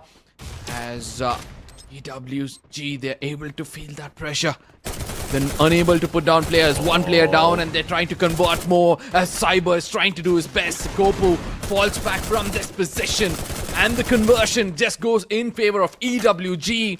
Revenant XSpark were looking so strong initially, is now on the receiving end of things. Yeah, it's tough right now, especially when you try to fight back right that and you got isolated. That's what EWG is doing right now, and 3 elimination already to their hand, forcing some of the players to really move away from that engagement. But for Autobotz right now, they are just silently eliminating a lot of teams right here. 6 points already for them. The next target would be Godlike, and if that continuation of a run is being aimed at by Godlike right now, they need to eliminate Autobotz, but how can they do it? It seems like Autobotz has been aggressive, and they're not slowing down. And they're facing the wrath of it. There it is. One player gets taken on, but the fair trade comes in as Mad God will be able to get that revenge. 7 eliminations. And he fortifies himself, gets to that vending machine, gets that revival. And will have to fall back to an angle from where Venom will be able to give a bit of backup. Marco comes in closer. Even though the action takes place, nobody gets taken down. Both of them are very low on their HP. They fall back to recover. It's good for us to say that Godlike are left out with just 2 players in this vicinity. Let's see, I mean, it's tough to have only 2 players, but they did manage to have 1 player earlier before this game started. Mad God! Not really doing anything, doesn't have the weapon in hand, and that's one thing. If you're close to your opponent, you need to have your guns out. And Marco, up close and personal with M590, and Kunal think that he might be able to bring them down, but it's just that patience gameplay coming from Godlike right now that's making them win the fight. But I think they've spotted a different team going in against them, and let's see if Horaa will say Horaa and take down Godlike in this mix. They have an idea that Godlike is kind of injured, and that's what they're trying to do. Slash upon them with their hardest strike, but eventually Godlike, you know, they're smart enough. They fall back again, trying to use the topography of that building, hold those off angles, and then strike when the iron is hot. But for now, Godlike, I just love this change they bought in. Until now, we saw that Marco was trying to be the sniper of the team, and now is adapted to those shotguns. In those close range battle, has always been phenomenal. Look at how they're trying to restrict the opponents from getting in closer. Kicking is the grenade, it falls in, but strikes right, and Godlike before they could breathe. All 3 player gets taken down, and Horaa, as you said, for this fight, says we are Horaa this place. Now let's see though, Nancy try and go in for revive, 1100 on coins and only bringing 1 player back. Less than 100 coins needed for 2 more in there. But I'm loving that Horaa managed to push them together in one spot, use that ice grenade to spot them, to mark them, and with that Moko, it gives the general position of the team. Thus, that push was not really a blind one, even coming from the ground floor. So that's tactical approach being brought in by Horaa right now. But as Godlike recovers a few of their teammates, which seems like Extreme X right now will be battling the team that is topping board. It is Expand, who has been continuously significant in this fight. Absolutely. They've always played on information. Hey, knowledge is power, my friend. That's what EXA relies on. They want complete information. Look at that. They put that plushie to get to know what's happening out there. Once they realize that there are players behind that compound, probably reposition, use some throwables before they strike. Sadly, they've not got any. Tucson, he comes in from the other side. 3 players rushing in. Walls and Afiq needs to be careful. As Rossi gets in closer, EXP realize that they need to change the position, and they do it smartly.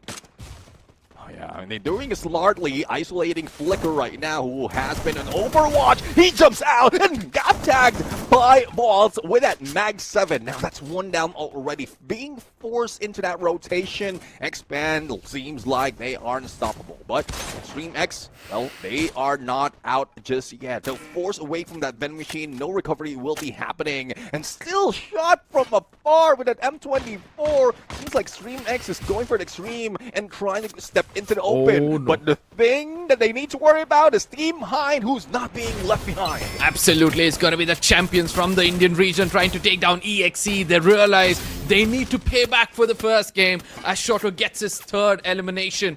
It's going to be Team Hind looking out for the final player who's trying to run away from this position, but I don't think so. It's going to be easy. Very low on HP. Jumps off at the right time to recover. For now, he runs away from the jaws of death, but somewhere I feel that's not going to be enough as Lukey puts him down. The M82B. 1 bullet was all that was required to put an end for EXE. Well, I guess Expand needs to thank Team Hind right there for pushing them into their way. Now the question though is, will they be meeting up? But before we head there, it seems like Titanic is their boat is being rocked right now from afar. Tiger in there with that VSK shot, and even Titanic don't know where it's coming from. They are struggling right now to recover, and here comes the lightning zone. It's DG Instinct instinctively forcing them out in the open. This might be another downfall from the Thai team. Swaroop trying to make sure that he pushes his team forward. Atta in the air, very low on HP. Another elimination in the flying. But TTN, are they prepared to escape further? Luckily, Swaroop as well as Tiger, very low on HP, is going to force them to fall back for now. As the Bolt Maker is going to keep them at the tip of their toe. Look at the circle shifting away from most of these teams. And now EXP, Expand, have got the center of the circle. Let's see now, Expand. Going for Godlike, up close and personal, but unfortunately, that sniper is not best on a CQC, and Expand is taking advantage of that. Now here comes Autobotz. It is one of my prediction right here, going against each other, and it's not looking good for that top three. But here comes Expand trying to move away. Even Mad God managed to be eliminated before they exit the building. But from a moment ago, before we head into this fight, we also witnessed a few of those engagement happening in TV Tower. But I guess because of the shift of the circle, they will be moving out. But from what we're seeing right now, the binoculars being used on the other side, and they might have spotted Titanic. Now let's see if they'll be able to take advantage of this. But as we head into TV Tower, we change the channel a little bit, and it's Revenant XSpark going against Pandora. Pandora got themselves completely covered. Hush gets in closer, puts one player down. Revenant XSpark are starting to see an upper hand as Pandora's box seems to be shut down for now. As the last player out there, and before I could complete my sentence, it's Pandora's box for now. They're going to be going back to the lobby. And Revenant XSpark seems to have woken up on the right side of the bed for this game. As now they'll have to make it inside the circle. The approach is right if you ask me. Because now the backlines are clear and they can concentrate on the teams in the front. Let's see though, on the other side, GG Insane, the team that has been putting a lot of pressure on a lot. Earlier it was Titanic, and now it's Horaa, and it is not looking good for this team. Voodoo right now, in spite of the snipers that he has and all those shots being landed, I don't think he'll be able to make it, but no! With at card 98, a clutch play from Horaa with 6 elimination, but he's not out of the woods just yet. Not only is the Bolt Maker putting pressure on him, but on the other side, it's also Autobotz. But as we switch to a different team, Titanic tries to beat down Expand, and they did manage to eliminate them. So the top of the board is already out. Anyone can take the #1 spot. Horaa trying to put pressure on everybody visible in front of their eyes. But for now, Titanic, the way they've held on to the ground, the way they're able to retaliate to every single team trying to come closer to them. And look at how they're pressurizing EWG. They're making sure that they melt the glue walls, have vision over the opponents, and with one player down, they're trying to push them away. And that's going to be their primary agenda. Push the opponents away, because this is a 3-man squad. You need to take that mid-range battle. So Titanic right now healing each other, recovery, and as quickly as that, 14-minute mark, we're already down to top 4. This is how aggressive the teams are right now. They're slowly building it up for the first half of this day, and now some of the teams are already warmed up. I guess they're fired up.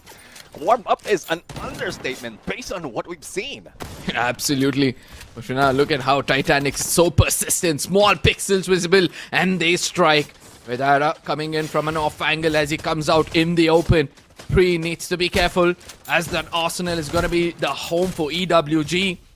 They come in for a revival, but they're going to be failing it.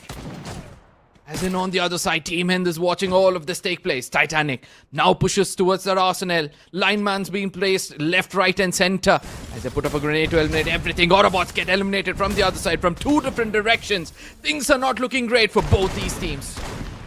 Oh, hopefully they can get away, but it is looking tough right now. Though the Arsenal is in there as a little bit of cover, but we're seeing a few of those knockdowns already being done. EWG, Fusan will not last that long, and Titanic right now, well, they might be a steamboat, but you know how it is. They will be steamrolling out of this team. But let's see how Team Hind is going to fight back. Wolfin has been taken down. Shoto right now in the 1v2, and it seems like the backup is here with KD God, but what can they do against 3 players rushing in against you? It's not that easy, as Titanic slowly brings them down. It's now a 1v3. I don't think so. Shailjot can do much because Palm is going weird. He's going aggressive and he has done the impossible. Pulls off a 1v3 in that final circle to get a booyah for his team. This Titanic crashes through all the icebergs to make sure they survive. They rise through the fire to get a booyah in the map of Solara. But have they done enough to be in the top 3 of the overall standing? Because it's all about your placement to be at the very tippy top. Oh, yeah. That would depend on how much point they gathered in there. Because, again, #1 spot has been grabbed by Expand because of the consistency that they have. With one game in Purgatory where they got eliminated early, that's one thing that they could have worked on. But with Titanic, I think they did manage to get elimination points that is decent enough to push them that high. But as we look into the final 3 teams, again, it's not that easy for most cases right now, especially Titanic being a full squad and isolating the player of Team Hind. It was a really difficult run, a difficult climb for the champions of India. For some reason, I did not see how Wolman was taken down first, and I believe that's one of the reasons why Titans were able to bounce back. He's been the MVP for the team lately, and with the strongest sling cut off, it was easy for Palm to do his things in that final circle. My goodness, a close-range sniper action which we never expected to see in the Asia Invitationals, and I believe the Indian teams out there were thriving to learn from everybody else would have to pick this up as quickly as possible. Well, so as we look into the game standings, 31 points. It's 1 point short, though, out of the best game that we've seen from a team, and that was Expand. But I'm still buying this. Titanic Esports is now on the board, and we've seen that lineup that we had earlier as well. Caramel, Chinoy, Poom, and we know for a fact, for those who are following Southeast Asia, Poom was previously known as one more, so does have a champion DNA on him, thus the aggression is real. Absolutely. Look at the point standings. For those who were aggressive, have been rewarded to be in the top 6. Expand with 10 eliminations, GG Instance with 10, making it 15 and 14 total points respectively. Autobotz, a bit of survival and aggression, rewarded them in the top 3 with 16 points. Horaa has always been consistent with 12. Little sad to see that Team 2X as well as EXE at the very bottom, which is going to eventually push them a little more down in the overall standing, as at the tippity top we have still got Expand, making sure their gameplay expands through the maps. As Titanic, they're going to be holding the 2nd spot, and the difference between the top 2 seems to be becoming bigger and bigger.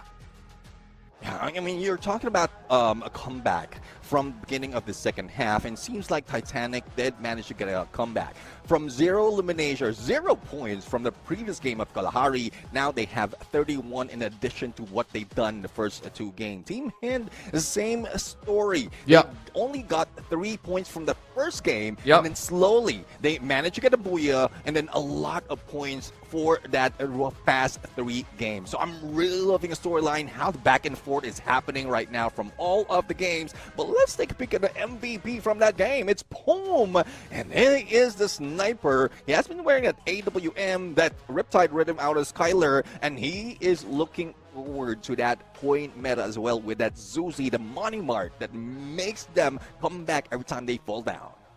I was expecting him to have an enhanced hammer or something like that, a tactical market, just to make sure that the opponents will have to run at the tip of the toe with the bold maker when required. Palm was not looking to be defensive as a sniper, but rather being as aggressive as possible. The number speaks for itself, as damage is 5,303 with 6 assists. Now I'm looking forward to see how his teammates have done, because if your sniper is doing such a great job, all you can do is have the best seat in the house and watch him decimate the rest of the lobby. Oh, look at those skills, aggression overall, and I'm really surprised to see Tatsuya being brought in, but it's something that we don't see often, especially when it has been nerfed. Yes, when each knockdown you go that refresh on that Rebel Rush, but if you already have a Valiant Dash, I think it's more of you heading against opponents quite quickly, and with backup coming in from their snipers, as well as a little bit of support with an A124, Per and Poom has their position on point. 8 assists for 1,700 damage. No wonder this team was looking aggressive in this lobby. Let's not forget that Chinoy as well has done a beautiful job. He's got 6 elements for 5 knockouts. Atta on the other side has also contributed really well for the overall equation. And I do believe that, if such teams are able to get that momentum, they're going to look forward for some big games in the left out maps. For now, we're looking at how the circle analysis has turned out to be. GG Instance, they started off well with 5 elements, so is Autobotz, who got 8 in the first circle. But after which we have seen, right, Indian teams tend to shy away from fights at the second, third and the fourth circle, due to which whenever they're forced to fight in these circles, they get eliminated. I mean, it's really tough right now, but I was keeping my eyes on Titanic. From Windmill heading into Casa Vista. Casa Vista is where they had a little bit of trouble. They managed to recover, build themselves up, and then the final moment. I think they're one of the few teams who was late in that final circle, and they didn't even give a chance to the shift, or probably they took advantage of the shift. The rotation was on point, and that's where Titanic managed to take down the teams of Hind. Absolutely. Now, there's a question which arises in my head. Have the other teams, apart from Indian teams, are able to also read the lobby well? Because I don't see any kind of comeback from that of RNTX. I don't see that Godlike is able to, avenge what they've been losing in the first initial games. The aggressive seems to be strong, but somewhere I feel that they'll have to do something better because their drop spots are not looking great. Hello, Cito. I mean, drop spots indeed. There's a few hot drop that we are expecting right now in Pochinop as well as Hind. And let's see though if that's something they will take or probably move away. And from what we've seen, even from the previous days of the competition, even on the South Asia play-ins, that northern side has been cleared. Plantation, Riverside, even Mill, and even Sentosa has not been taken. So that's an opportunity for the teams to switch up their rotation right now. But you did mention about Revenant XSpark, though they didn't put up that much of a fight from that engagement, from that Solara map. I think a comeback is bound to happen. So I'm looking forward to them make that change. But the only question though is, would the other teams change as well to catch up to them? I strongly believe so, because they have enough games throughout the day. They had enough games throughout the day to adapt to a lobby like this. And I know the quick learners, everybody are there in this lobby. We have got some champions, we have got some teams who have fought their way to be here. So I do believe that after this, we can expect things to go very close to one another. The point difference between the top team and the bottoms might cover up. I know for now, the top of the table seems to be untouched. But for the rest of the spots, it's still an open book. Yeah, I do agree. I mean, Expand has managed to put a lot of points already to make sure that they are on top of the board for a longer time with 21 points. But let's take a look at the predictions coming from us too after that game. I'm going to keep my Expand prediction because they were phenomenal right now, keeping that top of the board. I'm going to bring in Horaa in there because of how well they fought in that fight, and you did mention about Revenant XSpark, so this is the chance where I think a comeback might be happening. I'm going with Revenant XSpark. I have a similar thought that they might have a controlled aggression approach for the upcoming games, but at the same time, EWG, right?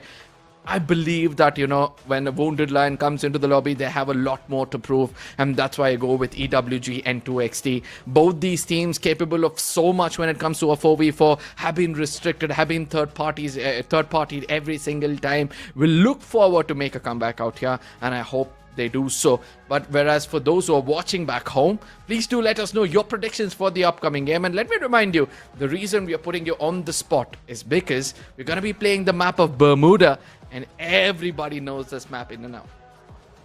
Yeah, I do agree. And again, going back to Bermuda, it seems like there's a lot of teams that are way over familiar, and those hot drops or the potential hot drops that might be happening right now might be ending a couple of teams quite easily. Thus, we implore everyone, all the teams who will be jumping in here into this game of game number 5, to move away from those early engagement. Spread out. There's plenty of space, especially on this OG map, and I'm pretty sure that they will, or they might be able to do so. But again, from what we've seen in Solara, Yeah. it was quite a fast game. Only, 15 minutes? A little bit over 15 minutes. The game was over. So I guess that's where some of the teams are really turning things up into the battlefield. Absolutely. Now, again, when we look at few lineups, right, I'm kind of shocked to see that teams like Revenant XSpark are kind of lagging because their new addition, Gopu, from the time he's come back, look at how many booyahs they've got in the previous stage. They got 4 to make it through into the main event. And hopefully, that is one of the reasons why we're going to be watching them decimate the lobby as we'll be heading into the map of Bermuda, ladies and gentlemen. You all know what time it is. It's time for you to share this link to your teammates, to your friends, so that you can come in over here and learn from the pros how to get through the fire. Yeah, definitely learning from the pros how to get through the fire. And this is your Bermuda battle broadcast. We are expecting a little bit of warm condition and stable rotation and severe warning for any of the teams caught crossing open ground without cover. But for the flight path right now, it seems like it's coming through in the middle from Cape Town to Hangar. Let's see if rain would be happening right now in any area of this map. Interesting jump coming in from Godlike. Even though they wanted to go to Cape Town, they did not take a jump early on. They waited for everybody else until the flight path went to peak, and then they chose to come back. But the sad part is they've got GG Instance around the shoulder. And let me tell you this, GG Instance and Godlike so far, it's been 6-0 in favor of GG Instance. Let's see now, GT Instincts. Well, the Binocular has been put into Godlike, or probably vice versa, but they will need to move fast. And there goes a few elimination already onto the side. It is 2XD, and then we switch over to Cape Town, where we were looking at on that flight. It is Godlike getting a point for themselves. So GG Instincts, well, hopefully the Instincts kicks in right now that they move away from that fight as we look into some of the teams, especially Titanic Esports, who has been aggressive in the previous game. Let's see if they will be opening Pandora's box right now. I hope the ship is strong enough to sail over the Pandora's box, but Atta, he's been buying time. He's been making sure he shuffles around this vicinity, running away from the plushie. Now Pandora don't have any idea where Atta is. At least for the time being, he's gonna make sure that, he takes the fight to the opponents. Shifts over to another gun altogether. Whereas from far away, we see another player coming in from the side of Pandora who might have eyes on him. And Atta, he gets shotted from the right side. He has no clue that Putra might be coming in close. Puma has been taken down the moment that Titanic steps in. Pickup can be done, but hopefully they can recover. Putra there managed to go for that relocation with the rest of the squad. And also we witnessed, I do agree, we have one on the other side. It's Otang and 99 who managed to get on flank. Now it's dash right now coming from Tio, but he got taken down. Here comes the rest of the squad of Pandora trying to go in for the pickup, but no, they weren't able to take Tio up. And it's Atta who will be eliminated with that shot from Putra. Unexpected, but 4K coming from the team. Really hard. Expand raiding the lobby, right? They heard the commotion towards the Cape Town region. They know that Godlike have got 2 down. They also know amongst the fight that Godlike might be deviated. They put down Nobita, and now they head into the vicinity of Cape Town. Expand got 1 elimination for themselves. Since they're at the very top of the table, they can be the loose cannons in the lobby. They can take advantage of the situation, try to make sure that they be more aggressive than any other team in this lobby right now. Yeah, let's see now. I mean, a fast approach with that horse onto that flank coming from Expand right now. And Lucky is just taking point, making sure he got a good angle against Godlike right here. But here comes Xeon. Try and move in slowly, try to loot up as well. So there's no aggression plan right now until they get that go signal coming from Lucky. But Marco being tagged up, M24 shots. But it's a good thing he managed to pull up that glue wall and also pull away on the other side. Here comes Xeon right now, a little too close for comfort. Hopefully backup would be coming fast. He'll need that backup. For now, UAV doesn't reveal much, whereas look at how GG Instance have now converged from all 4 directions. 2XD needs to be careful, even though Swaroop is kind of below the hill. I believe it's time for them to regroup. Patlu comes and takes that high spot position, be the bird's eye view. But Jonas immediately sees Tiger around that vicinity, puts some shots against him, making him a little weak for power to overpower him and get that elimination as quickly as possible. GG Instincts, even though it seems like they were coming in from all four directions, the distance has made them suffer. Ooh. Oh, let's see now. Directions. And let's see if this direction from 2XD might bring us to a 4XD after eliminating the full squad of GG Instincts. Here comes the rest of the squad. Now let's see if the rotation would be enough for them to make it through. Don't cry right now. Shots with a VSS on the other side. Might be able to land one more shot with that M24, but unfortunately, he doesn't want to risk any of those engagement. Yes, it's more of the force, or them forcing GG Instincts onto the area where rushers are, and this might be a chance that they're looking for. Incognito, Don't Cry has got a shot against Patlu. He takes it, but doesn't land a headshot, due to which it could be a little problematic. Swaroop on the other side is going to be the next one to be wounded. And now Team 2DX can take advantage of the situation. Jonas gets taken down. Power comes in closer for a close range battle. Doesn't do much, but yes, he retaliates right. Puts down Psycho, and now he's got the revival as well. GG Instincts, even though they're getting a punch, they're retaliating well in this game. Let's see now. They definitely is getting a punch in, but 2XD, well, I guess they still have a manpower and firepower to do so. Swaroop will be swooping in perfect timing coming from Don't Cry. Now, it doesn't mean that he doesn't have a weapon on him, but up close and personal, Don't Cry being cheeky, switching it up with that sniper, still managed to take that land. But here comes the Revenant squad of GG Instinct, and they managed to go for the pickup as well as the elimination. GG Instinct, the most persistent team in the lobby. Look at how strongly they were interested to take this fight. They know the topography so well that they were able to put down any team coming to that vicinity. But for now, Godlike Esports with that sniper, can he land one? Misses it, but I believe... Oh my god! EXE from far away gets eliminated, and that means the team which is starting out so good in this lobby is also looking for an early exit. Well, let's see now. I mean, it's tough, but it's good enough that we're only seeing 2 teams being eliminated in the almost 7-minute mark. Godlike now with their 6th elimination, but they're still outside of the blue, so they need to move fast because they are slowly losing real estate later on. Now, as Hind tries to position themselves, probably take advantage, but as we look into the instant replay right now, this is where that final moment against Extreme X happened, where Shoto managed to land that shot, but again, going into Hind for elimination, and Pandora is not out just yet.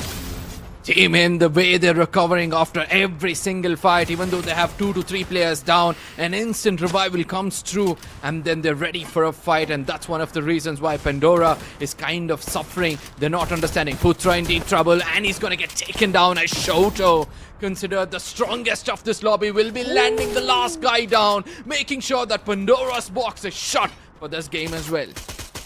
Yeah, definitely. I mean, Pandora's box has been open, but they're the ones who got those plagues. And Pandora Stars would be moving up to the constellations, waiting for the next constellation and waiting for the next lobby to open up as they wait for this one to end. Godlike, though, 7 elimination from Kota to 1. They might be able to move quickly if they use the other zipline, not this one because it's going outside of the zone, but they're just waiting for opportunity as well, if in case someone would be backstabbing them as they head into the next phase of the circle. But looking at the minimap itself, there's no one who might be going in contention, but thank you production for giving us the full map right now, an idea as to where the other teams might be happening. Binoculars, I believe, has been triggered by Godlike as they slowly head into Pochinok, but 2XD has been waiting for any unsuspecting teams, but let's see. I think Godlike has that expectation of bringing them down. Hopefully, but Team Hind, it seems like they've got into another fight. The Time Turner is going to get that revival. Even though it's going to be hard for Team Hind, they recover well. They put down a player. It's 2 players down, and all comes down to Shoto, who also gets punished. And the last man standing, KD God, since he had the distance, will have to head to the nearest vending machine as quickly as possible because the wolves are come here for hunting. And Revenant XSpark, once they have an information, they don't shy away from a fight. But Team Hind, all 3 of the players gets revived with no problem whatsoever. Now, let's see now. Problem might be happening in a bit as the second to third phase of the circle will be closing in. But I'm loving gameplay coming from Horaa. They timed that FGL to take down a couple of players from Hind, and thus they got those points. 2XD right now in the battle against Godlike, and it's only Don't Cry putting so much pressure from this side, and the rest of the squad are just getting in position. But with that stealth bite triggered, he thought he was safe, but Don't Cry definitely crying after Yogi made that hit. Godlike, for the first time, I've recovered and looked the strongest in the lobby. They've got a good footing inside the circle. But what's more important is how they prioritize the further circles with Team Hind, Revenant XSpark, all these teams already inside that circle. Got such good hard covers. I don't know how easy it's got to be, but KD God, the sniper, the most underrated sniper from the Indian region, lands one more as he gets his 5th elimination in this lobby. From a distance, doing the deed, steals another one this time around, making sure that the Wolves have also been eliminated. A couple of eliminations just from 2 shots, but that's a little bit of payback coming from KD God after their teammates has been eliminated by Horaa, and he just brought them back. But he's just ready. Even his solo as a team are looting up. But what are they going to do right now? It's Revenant XSpark just on this side, and the hit list has been triggered. But I don't think anyone from Revenant XSpark needs protection. But I spoke too soon. It's Godlike from behind, out of nowhere, introducing themselves in this party. Godlike, they need to make sure they're pushing in case they have an opening, because Revenant XSpark, if you let them breathe, they're gonna pounce upon you in moments to come. 2XD, another team from a distance who got that bird eye view on Godlike, would look forward for an opening, but luckily Godlike were clever enough. Again, they get themselves inside hard cover. As I said, this is the first time we have seen Godlike survive for so long in today's games. Not only that, they've also got all 4 men standing. Nobeta, Marco and Nancy for now on our screens. And 3 Indian teams at the very center of the circle. Let's see though, I mean, from this area, from this view, seems like they will be slowing down right now. Third, going to the 4th phase of the circle, no one needs to be hanging outside the blue. And that's one reason as well as Mars Electric is being occupied by these 3 teams, and a few more are introducing themselves. It's Autobotz from above, but Venom, I don't think he will be able to sink those fans into everyone because he's in view of the opponent. GG Instinct though, loving your play of going in for a rotate, but later on, once they're out in the open, they might be taken down, but Hind now focusing on Expand, and the Vic has been taken down. KD God gives the opening and Shoto says, I go, and immediately a plushie comes in from the other side to give more damage. A glue wall melter to make sure the opponents do not do anything but Shilejot's grenade connect. And now the push comes in from the side of Shoto, weaving his way through those glue walls. Will be able to land one, but a trade comes in from the other side. Team In needs to recover because Walls on the other side is already doing the damage. Soiljot, the last man standing, needs to rotate around, but he looks forward to fall back. Needs to be careful. And Walls is not letting him breathe, he's chasing him. That 1v1 battle, Soiljot still survives. Walls, he's got recovery in his team, but Team Hind, they have to fall because X-Man have just made sure that Team Hind doesn't survive. That shot with M590, just clinical. That swing was just on point, but it's just unfortunate that a lot of teams has been waiting for that engagement to open up. But as we switch over into the 2 teams that has been occupying that area quite early into that battle, I think that's still a stalemate from that side as we head into Autobots going against GG Instincts, the team that has been hanging on the side, but it is troublesome, especially if you are in open.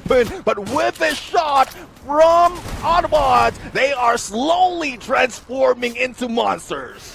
Absolutely. Autobots are rolling out in this lobby. Venom, but now it's got to be tight. And look at how many glue walls comes out of nowhere. to get that revival. All 4 players are looking strong for now. They may need to make it inside the circle. They use the mini launcher and get to one of the safest spots inside the circle. But they need to be careful because Revenant XSpark, now I have an idea. But at the same time, 2XD, they're also getting into a fight. But X-Man says probably it's time to take down the Autobotz.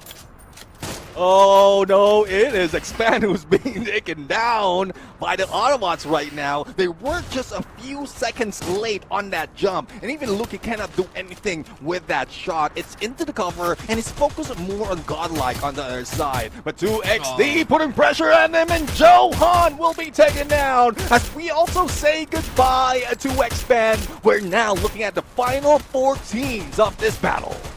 Absolutely. Godlike, Autobotz, Revenant XSpark, and one from the Bangladesh. That's got to be 2XD. All 4 players need to be careful. But I'll tell you this, my enemy's enemy is my friend, and that's what they're going to be looking at. None of them would want to initiate a fight. Revenant XSpark, being the safest in this lobby so far, have got just 2 eliminations. We'll have to look forward for some after the circle. Godlike on the other side. They know to push, and this time they've chosen to push, but the gods have been wounded as they push forward. But how well can they recover as the wolves are also hunting them down? Oh, Revenant XSpark, smart move using that Bolt Maker. The moment that they smell what Godlike has been cooking, and they just damage them overall. X-Divine needs to be picked up because the pressure would be coming in from the other side. It's 2XD right now, as well as Autobots. And as we say goodbye to Godlike from this lobby, it is Autobots right now who would be flanking behind Revenant XSpark with pressure coming from above. The Bangladeshi team, 2XD, Revenant XSpark, they still fighting back, and they're bringing a couple of players from Autobots down. Absolutely, Revenant XSpark, they know that they need to take the fight on both these ends. But this time, as they climb up the ladder, they know how strong an uphill battle can go against them. Venom gets taken down, the confirmation comes through, but Divine gets taken down, and the confirmation was so quick. Now Don't Cry puts that incognito to change that position. And Hush needs to be careful. Mad God still alive. The glue wall melter comes in, and Hush is waiting for that opportunity. Mad God goes in for a fight, but outside of the circle gets eliminated. And Revenant XSpark versus 2XD. It's a 3v4 battle, and let's see who takes it home. 3v4 definitely is something that you don't want to be in, but slowly he is recovering. Don't Cry right now, after one of the few players who's been eliminated right here, is now back on the final 2 teams. Revenant XSpark though, grouped up, and let's roll, and even go for OP, managed to take down Yellows. Now it's 2XD who's trying their best to survive, but the trade has happened. Pick up is prioritized. It seems like 2XD doesn't want to fall down that easily, as Revenant XSpark is falling down their knees. It's Bangladesh 2XD for that booyah. I'm happy to see at least 2 of my predictions there in the final circle. Nonetheless, 2XD, what an impressive final circle they had. Especially that final moment where I had one player taken down, Psycho if I'm not wrong, but still they put a time turner in that pressure situation. Revival comes through, uses that time turner to their advantage, and then takes down the complete squad of RNTX. The Wolves did not have an answer, because it was 2XD's Foxes were there for the hunting. Yeah, I mean, from what we've seen in Mill, the aggression is on them. They didn't falter, even if they are spread out. And the same story is happening right now. They were just on Overwatch from before they met up with most of the teams in this final 4-team lineup. But it's more of patience against aggression, and we've seen how Revenant XSpark has been aggressive all throughout. But from that specific area, with Godlike is trying to recover, that's where 2XD managed to outwit them and just ram them down, taking out most of the player from that CQC and grabbing that booyah. Absolutely well said out there, breaking down that fight in that final moments. But again, I believe that Revenant XSpark, they were kind of having a second thought. They were going for a 1v2 split, expecting Vincent to grab all the attention. But Team 2XD, they pounced upon those who were stagnant, put them down first, and ultimately they knew that it was a last man standing. What a phenomenal booyah taken away from 2XD in this game, due to which They're going to be rewarded 22 points. But guess what? Autobotz were rolling so hard in this lobby, they grabbed the limelight with 25 points for themselves and 17 eliminations. Oh, definitely looking at the scores right now. There's a lot of teams that we expected to really bring it on. Titanic is one of those that we thought is already going for that consistency, but unfortunately the first team to be eliminated. Even Expand didn't last that long, but is this enough for the teams to be brought down out of that #1 spot? Because Autobotz was part of that final 3 teams, and they are quite near against Expand right now, but I think there's still a few more nudge that is needed by Autobotz Esports to be able to get that #1 spot. Probably by the next game, they'll be able to achieve it. Absolutely. Again, the MVP of this game, Don't Cry, literally making everyone in the lobby cry with that sniper. This is the second time we're able to see that a sniper has been the MVP for the team. Yep. KD God was also doing exceptional being a sniper for the side of Team Hind. Now we have got Don't Cry from 2XD also doing the same. 5,273 damage for 7 eliminations with a Morse. And we did see him go incognito at times to get that information. Yeah, definitely. I mean, Stealth Bites with his position, I was a little bit worried, especially in that final moment reposition using that Moors, but I guess it's just part of the plan. Let's take a look at the rest of the squad right there. And we know for a fact that that time turner has been crucial in most cases, especially for the pick up on that final moment. And loving that 2 of their players are working as a support. Again, we see that Tiva being used right now, which is crucial from those specific moment, and they managed to pull it off quite easily. Psycho right now with that Valiant dash and Oscar, but you can see also that Olivia that spreads out that healing for the rest of the squad. So it's not too aggressive for a skill build, but I guess it's more of their survivability in those fights. No wonder this team had that, double Tiva going on, because they knew the survival is going to be the key, and the final fights is where they come in to dominate. And it was just one player, the sniper, from a distance doing everything until everything was falling in place. Psycho on the other side has got 1,194 damage for the 2 LMs. Not as clinical as the rest of the squad, but Jonas, look at him. 5 assists for 400 damage, shows that he was precise in his shots. Yeah, well, precise, but it's just unfortunate that it doesn't put in that much elimination. But we can take it as long as we get that booyah. And now I want to see where 2XT has been running from. I think they dropped into Bullseye, rotated into Riverside, and then outside the blue, almost being taken out. And then that's where they jump in from Kotatua into that final circle. They were just hanging outside and they're waiting for the perfect opportunity, and it does show earlier when Godlike was peeking on them on that from that low ground to high ground, and it's just the perfect moment that 2XT has been waiting for. Not really too aggressive, but it's more of the booyah that they're aiming. Look at how south the circle has gone. I've never seen a circle so far away from Mass Electric that everybody will have to come down south. And for sure, those teams who knew this topography well did take a greater advantage. The second circle is turning out to be a less chaotic one as teams try to shy away from fights, but it was Team Him doing the deed as most of them were trying to make it into Mass Electric. Look at them have so many eliminations at the get-go itself. But 2XT, they had fights only in the 2 circles, the first one and the last one, and that was more than enough for them to walk away with the booyah. Yeah, I mean, it's tough though, because if you're chasing for at least a top spot to secure your position towards the main event, or the grand finals, I would say, you would at least put in a lot. But I guess I do agree with 2XT. If you find your final circles all throughout this map, or all the matches that they will be playing in the main event, I guess that's where we slowly build in getting elimination. And we've seen them get into that elimination even from the first phase of this competition in the play-ins. But it's just a little bit risky this time around because they were at the bottom of that, or 7th place though, bottom of that top 8 that is required to get into this phase. But let's no more waiting. Let's take a peek on which map we'll be playing on that game number 6. Oh, keeping my fingers crossed. I love Kalahari or Bermuda. Either of this, I'm going to be happy. And this time, it seems like I'm not going to be disappointed. It's going to be Bermuda yet again. But this time, the circle, where is it going to go? Because the last time it was at Mass Electric, it was a chaos in the lobby.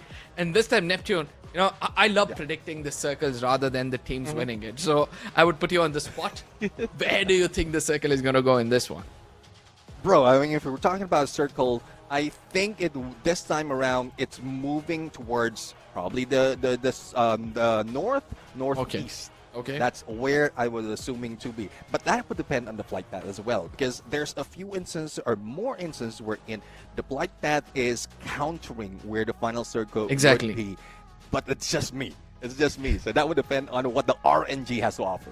Absolutely, but now it's time for us to look at our predictions, and it's time for you guys to also put predictions. I'm gonna go with Team Hind, Autobotz, and Pandora.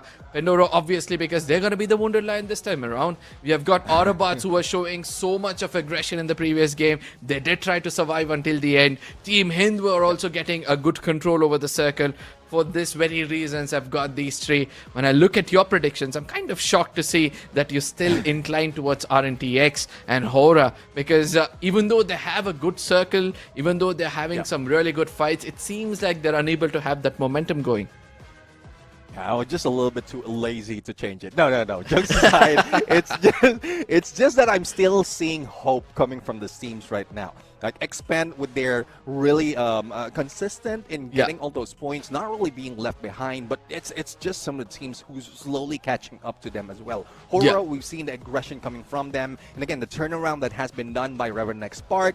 I'm still putting in that hope for them, that belief that they'll be able to get at least close to that Booyah, or if not the Booyah itself. No, you spoke about comebacks, right? I strongly feel like Godlike might be able to do something phenomenal in this game, because they always end up the day on a very high note. Yogi is well known to do so. He knows that, you know, when it is the last game, he doesn't experiment much. He goes back to the basics. He sticks to the textbook basics. He makes sure his team is doing well. Aim for that Booyah with certain amount of eliminations. And I do believe that, you know, adding them would have been a little bit better. Nonetheless, I've got the best of three in my predictions, hoping, now fingers crossed. And at the same time, let us know which is your favorite team from your specific region and the reason also. Because that is where we as casters kind of pick up so many points from you guys. Yeah, I do agree. I've been watching the chat as well as we were casting. But going back to your point of comeback, I'm trying to question that right now, because comeback means you will be coming from a lower point. Yeah. And Godlike has been a high point from that previous Bermuda map. So if you're aiming for a higher one other than the 70 points that they have, it might be tough, especially with the lobby that we have right now. So coming back would it mean that they might be coming back on the next day that they will be going to play, and I'm not hoping, but I think there's a lot of teams who will be gunning against them, putting them somewhat close to the bottom of this leaderboard for that second Bermuda game. But again, it's more of assumption, not really based on numbers, and we know that they have that fire on them right now. So ladies and gentlemen, who do you agree with? Do you think Godlike will be able to make a comeback? Or do you feel that Neptune seems to be a bit more practical in his decision, as we'll be heading into the final map of the day, the default one which we all love. We're going to be heading into the map of Bermuda. Let me tell you this, the things are going to just intensify as teams now know the strategies. Everything is an open book, and the team to adapt will be walking away with the Booyah in moments to come. Share it among your friends, because the upcoming map is going to be the default map of Bermuda. Yep, back into the green grass of Free Fire right now. There's a run now waiting to happen. Caught halfway between safety and disaster, as the flight would be coming from north this time around. I think it's quite different from earlier. It was cut off from the middle, from Cape Town to Hangar. Now they are coming from Mill, and Revenant XSpark will be dropping in there with a little bit of Riverside in that mix. Pick would still be occupied by Expand, and hopefully they chooses a spot where they need to relocate from the edge to the center, because I think that middle drop doesn't work for them that easily. But as we look into Mars Electric, a few of the teams already gathering in there. Titanic going against Pandora, as well as GG Instinct. That would be troublesome right now. Speaking about troublesome, Neptune, you predicted a northern eastern circle, and the circle is nowhere close to the eastern or the northern side, my friend. You know, I was about to say I agree with you on that. I just held on to my words, and for now, I'm going to be rewarded for it. Getting back into the game, Pandora, they're trying to be, you know, the ones taunting the opponents, trying to make sure that they make a mistake, but somewhere far away, it's Team Hind punishing Horaa, and vice versa. Oh, let's see it. I mean, they also have another Team 2XD in that mix. So it's a three-way battle there. It's a 3-4-way battle here. And this is just aggression overall. I don't know, momentum coming from the previous game. Because if it's the same map, then I guess it's more of taking advantage of the knowledge that they have. Titanic, though, is a little bit slow this time around. They don't want to risk being eliminated early. They slowly want to catch up. But Cyber with an X, bringing that X factor, taking Chinoy down. And it's not looking good for Titanic, especially with a lot of teams that might be targeting them from afar. Tio immediately falls back, says to his teammates, probably there might be more than what we can chew on. And that's where teams come in. Titanic on the other side as they rush in over Horaa for now. They're going to be rewarded with 2 eliminations. Palm seems to not holding back anymore. And that's kind of helping in their favor. And I would want this team to push Palm in the front line. Even though he's a sniper, he's able to give you that opening. And look at his presence of mind. He comes out in the open, gets information, and then he tries to play. But 2XD, they are the first team to be eliminated. It's the gods singing the songs of death. Well, it is a Booyah curse singing on their ears from that moment. And, oh, it's just unfortunate for 2XD. Up close and personal, we thought that Titanic is already on the roll, but no, they're the ones rolling on the ground as they are the second team to be eliminated. And Expand seems like they are looking for the third spot as GG Instinct is putting pressure in Pochinok right now. Expand, though, coming from peak, heading into Pochinok, not looking good. Even if they have potential elimination that is open for them, they're also bound to get shot. And Expand does go down, and 10th spot, the third team to be taken out. Look at the point difference. Expand gets taken down with 94 points, and we have got 4 Indian teams after them who are trying to catch up. Autobotz have got a great opportunity to top the table, and so does this side of Team Hind. But for now, on our screens, look at how EXE have placed themselves. Not had a great run throughout the day, and they're also looking forward for some early eliminations so that they can make a comeback. Sajin with that shotgun trying to push in, doesn't realize that nobody's home. As Pandora at that nth moment puts up a glue wall to reveal their location. Flicker, he gets taken down, and suddenly pressure shifts on EXE. Oh, let's see though. EXE right now, revive has been done, but the battle's not yet over. Resident Squad will need to recover, but as we see that cryo mine, it will disrupt their minds. For at some point, Rusty has been taken down, and pressure coming from Pandora is still on. But up close and personal, they fire back, and Sejan with M590. He sends though respond. It's just back and forth, but the pickup is still possible. Pandora, they're rumbling in this lobby. Look at them punch right and left. There was a fair trade of things, and then Otonga, he comes out at top, getting 3 of those eliminations. You know, coming in from 2 different directions makes so much of a difference, and that's how Pandora was able to, you know, unbox themselves and make sure they get more eliminations. But for now, we'll look at the 2 teams who like to play it safe. It's got to be Godlike and Revenant XSpark. Look at the instant replay. That is how the Titanic sank as the iceberg was Pandora this time around. And Expand as well. They couldn't do much. And I don't think so. They've done enough. Yeah, they've done enough, but, well, that might force them out of that #1 spot, but I do agree. Arsenal will be taking back right now, and let's see if Revenant XSpark will be able to break down the glass. Revenant XSpark, they watched for too long. They had to strike when the iron was hot, and it seems like now they've found that metal on the ground as Gopo tries to put some shots. On the other side, Godlike, the more time you give the gods to survive, the more blessing in disguise they become stronger. they fall back to that vicinity. I don't think so it's going to be easy, Neptune, because Revenant XSpark, they had such a good time to take them down, but still they took so much time. Godlike survives.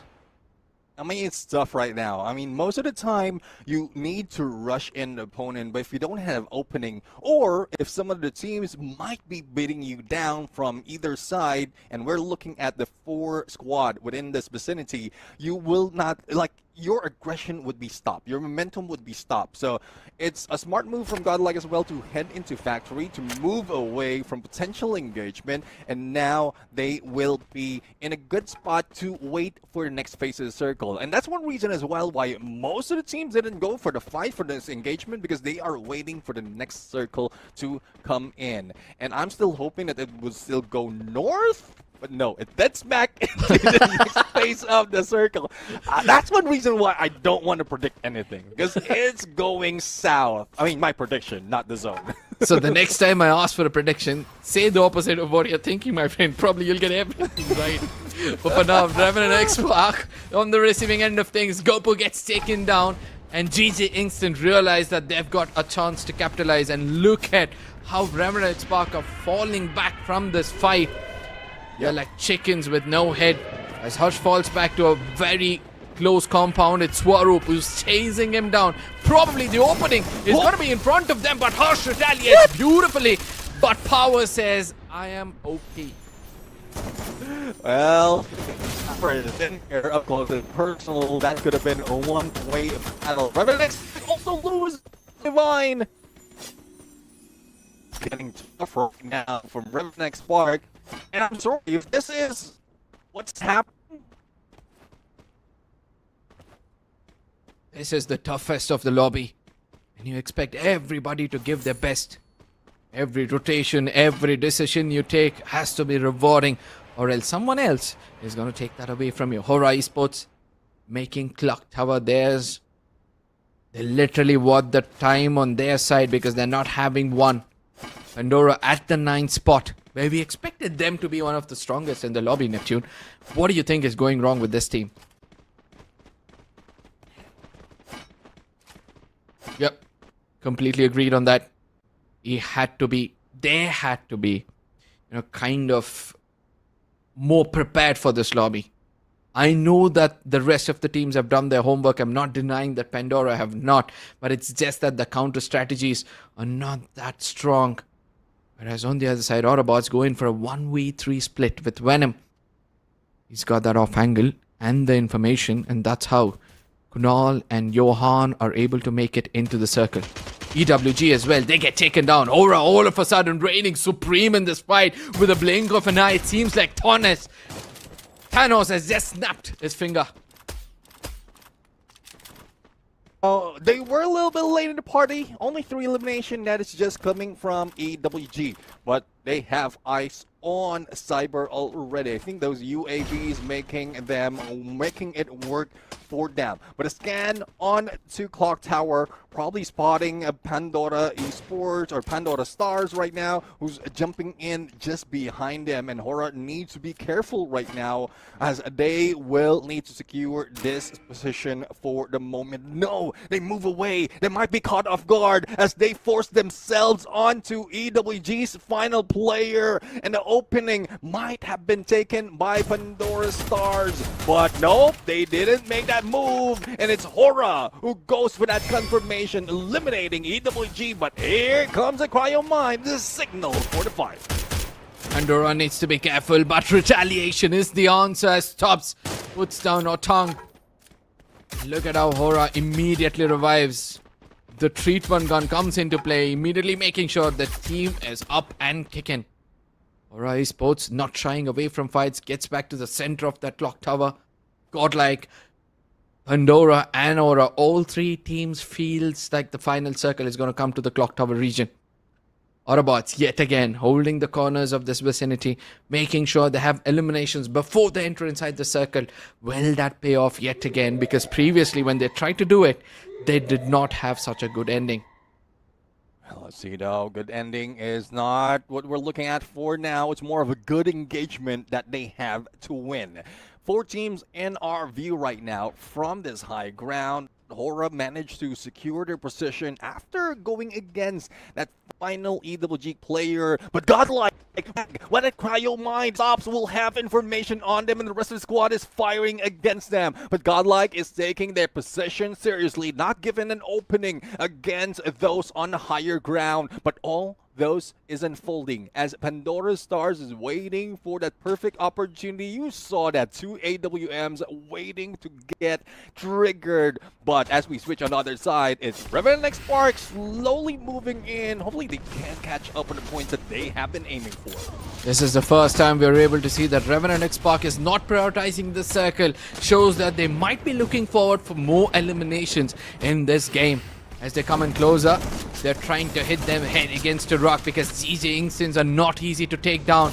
Even though they've got that opening, the time turner and the Thiva revival has been strong. But GG Instants, they don't realize that the Wolves have come in to howl as they take down players after players. Gopu leading that fight, and suddenly we see that GG Instants, they tuck their tails and run away. It's not gonna be easy. It's not gonna be easy, Neptune. I'm just gonna steal that words off your mouth. As Revenant XSpark, they were having such a good time, and the third party comes in. It's gonna be Team Hind taking advantage of all this. And before we could blink, before we could see where Revenant XSpark are, they go out of the lobby. That's the thing, though. I mean, despite of GG Instinct winning the fight, Team Hind was just waiting in the shadows, but they will need to move. Now, a little bit of recovery right now, despite of that Bolt Maker Lightning Zone on them. But GG Instinct is not out of the woods just yet. They might be able to recover, but that means Tiger will need to move fast because that zone is aching to bring him down. As we look into Autobotz right now, slowly moving in against Team Hind. Shoto might be the first one to be taken down, and let's see if they are going to push or probably fight back against this Autobotz team. Wolverine needs to survive the MPP for the team. He's been doing well. Look at KD got so far away from this team, no angles whatsoever to give that backup, and that's why Shaljat says we need to fall back. But Autobots, they're persistent. They're trying to take down Shoto, but the grenades, it's been tossed in the right direction. As Kunal and Mad God, they come in closer. It's Shaljat trying to get that off angle. Can he land a shot? No, it's not going to be the case, as it's going to be Mad God puts him down. Team Hind trying to recover from this fight. Shoto puts him down, and eventually Autobots, they get eliminated as Team Hind gets 50 in eliminations in this game. Well, one of the most elimination that we've seen coming from Team Hind, and as we look into other teams, the only team that follows is GG Instinct, but unfortunately they have only one player. A follow-up from the other side, it's Tia, who managed to land that shot as well in coordination with Tiger, and pressure from out of nowhere, not even seen by Team Hind right now. And speaking of not being seen, he switched into that stealth bites with that Moors and try to move into next phase circle, and Hind is now receiving a lot of pressure from this side of map from Pandora Stars. Team Hind has to not worry because look at them, they're at the very top of the table with 96 points for themselves, and they've already proven to us why they are the champions from the Indian region. Shoto survives to make sure that he plays for survival. Whereas Pandora on the other side, they were trying to hold on to their horses for so long and now trying to unleash the max of what they have. It's going to be Otang, Theo, both of them trying to do their best. Shoto trying to run out in the open. His location is obvious, and let's see how long he's going to survive this. Bro, imagine just moving from tree to tree, now goes in for the launch pad, not being shot at, and even Extreme X got eliminated first. But let's see, it's just unfortunate. We thought that Team Hind might survive a little bit longer, but what can you do with 3 teams with a full squad looking at the skies, trying to beat you down? There's little to no chance of that happening, that you will be surviving. So let's see though. It's battle between Horaa, Pandora Stars, as well as Godlike, coming from 3 regions in this final circle. We did speak about Godlike. I told you, at the end of the day, you can expect Yogi to play it with the basics. Look at him, not involving in fights, making sure that he only strikes when the iron is hot. Yogi looking for an opening over here. Does use that Riptide rhythm. is unable to break those walls. Nobita on the other side with that grenade launcher will be able to land too perfectly. The retaliation might come through, but at the same time, Horaa are being wounded as Pandora wants to take advantage of this. Godlike were trying to do their best. Look at how well Horaa is playing this as Pandora puts down 2 players. Godlike are now being handicapped. 2 players at the top. Nancy wants to fall back and get that revival as it's got to be eyes on the other side. Pandora, it's time for them to strike, but they hold on for a long time. And have they done a mistake? Tio has been taken out of the Groza coming from Marco. Perfect timing when they thought that cryo mine has been their advantage. Pandora is now about to fall down, and Godlike, what a godly booyah in this final game. That one point where they found Godlike the weakest, they should have struck. They did not do so, and we all know when the gods rise again, when they resurrect, they're well known for reaping the bats out of the lobby. And Godlike, they're gonna walk away with smiles on their face. And again, you know, I have to press my fist hard to say, why didn't I put them in my predictions? You might have believed me so much after I made that point of a comeback. But again, I mean, it's just that we've seen a lot of teams who really doesn't bring that much of fire right there. And we were expecting that it might be a slow pace in this game. They might be thrown off guard because of how they were somewhat not being that aggressive from that previous match. But I'm loving it. They managed to survive. Even that clutch play, we can call that a clutch play. With that final moment being brought in from that low ground as Pandora tries to sneak in a cryo mine, pushes against them. A couple of knocks that has been done from both sides, from one of the lower ground as well as from above, and it's just that communication from Godlike that made them earn that move. And one more thing, as soon as a player got off from the roof, the other player was clever enough not to give any kind of footsteps, and that's where Pandora thought that, okay, nobody is there, you know, above us. I believe it's the only 2 players in front of us, and they come out without information where the rest of the thing just fell in place for Godlike.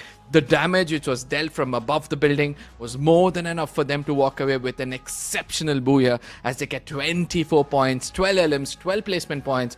I love it when things are even, Steven. Well, even Steven indeed, but is this enough to push them higher on leaderboard? Because again, Godlike from the beginning of this, from this day, they did manage to put decent amount of points, but there's a few wherein it seems lacking. Purgatory is 1, wherein they only have 1 point, and then we switch over to Solara as well. They only have 6 points, but for the rest, they did manage to get like 10 or double digits out of those games. So hopefully we see most of that out of this team moving forward, but let us take a peek on who is the MVP from that game. This is based on stats, not from what we've seen in performance, but Marco, that finishing shot that knocked down a couple of players from Pandora Stars was that MVP moment, and he even managed to bring that Valiant Dash in, just put so much of hurt against Pandora Stars. Absolutely, and I believe he's the most clinical MVP throughout the day with just a damage of 1,975. He's got 6 eliminations and 4 assists. That shows that, you know, he had one job, shoot only when the time is right, and he's done that perfectly with an Oscar, J-Beebs, Nikita and Joseph. A perfect setup for a frontline assaulter. Marco has done everything throughout the day, and I believe there's more coming from the side of Godlike. Well, looking forward to that more that they are going to bring in. Again, they have been averaging 14 points per match right now, though in terms of top performance, it's quite low. But let's take a peek on their skills right now. Again, it's Valiant Dash, that Aurora Vision coming from Coda, that Time Turner coming from Chrono, and we've seen how crucial that was on the pickup. He does have that Tiva, making sure that even if one of their players has been knocked down, it's a quick recovery coming from them. And we've seen that aggressive Yogi on that Riptide rhythm that clears the way to make sure that he has clean shot, or the rest of the team has clean shot on their opponents. You know, in this tournament, Nobit has been impressing me the most. He's survived to make sure he steals eliminations. He's made sure that he's got that launcher when it comes to the mid-range battle. Oh, yeah. He's been really good when it comes to the close range. And let me tell you this, in the previous FFMIC 2026 Spring LAN, he was the 5th player. Now coming back in the playing four, he's doing so well for the team. I believe that Yogi is going to be happy as an IGL. Marco as well, being the sniper, using the Groza, using the shotgun in close range. This lad is also doing everything for the team. Yeah, I mean, I do agree. I mean, if this is the kind of players that would be put in the mix right now, your IGL would have an easier time of leading the fray. You doesn't need to put up that much of numbers as long as you can focus on just supporting your teammates with your command. And I'm pretty sure that even without Yogi into the mix, like probably being knocked down or waiting to be revived, the rest of the squad is still ready to go in for the fight. But speaking of fight, let's take a peek of the circle analysis right now to see where teams has been running in from the beginning until the end of the map. Speak about the beginning, it was Horaa not even interested to take any kind of fights. But still, you know, as the circle started to shift their way, they were looking out for fights. They did register 2 or 3 in the second or the third circle, but after which it was all the doings of the God. Look at how until the 4th circle, Godlike were not interested in any kind of fights, and only in the final few is where they started to pick things up. Horaa also had a similar kind of a mindset, and I do believe that most of the teams who walked away with the Booyah have got a similar kind of an approach to the game. Yeah, and that's one thing though. I mean, this kind of numbers is what you often see, or this kind of strategy is what you often see from the top dogs. You go in for early engagement, but it doesn't mean that you risk being eliminated. And then you go silently every phase of the circle, find better position. And we even saw Clock Tower being occupied by 3 or 4 teams, and Godlike is one of those who's just in the edge. They are not forcing their way into the bigger area of Clock Tower. They waited for perfect moments on every shift of the circle. Thus, they managed to secure a 4-man or 3-man strong on that final moment. But again, that clutch play is just chef's kiss from that match. Absolutely, but it's time for us to see the big reveal. Team Hind is going to be, you know, top of the charts. Just imagine a team who was taken down with just 3 points in the first game. The amount of pressure that will be surmounting suddenly makes a comeback in the very next game, and after which they are on the top of the table by the end of the day. 27 points with 60 eliminations. It was their gun which was doing the talking. Definitely. I mean, they need not to be talking. They just went silent in there and just pull those triggers. Expando. I mean, they were taken out a little bit early in that final fight, and that forces them to move down on second place. Autobotz, a team that they didn't even get that Booyah, but because of the effort in getting elimination, they got 53 of which, and even the placement point was close enough to compare with Team Hind as well as Expand. So I'm loving the consistency coming from the scene and the comeback kings for this match. Godlike, after an inconsistent run, they even had, I already pointed this out, 1 point from Purgatory, 6 points from Solara, but that back-to-back great performance brought them a little bit higher. Absolutely. 84 points, you know. I'm sure that Godlike fans are not going to be happy with this performance for now. But yes, their hopes are not going to die.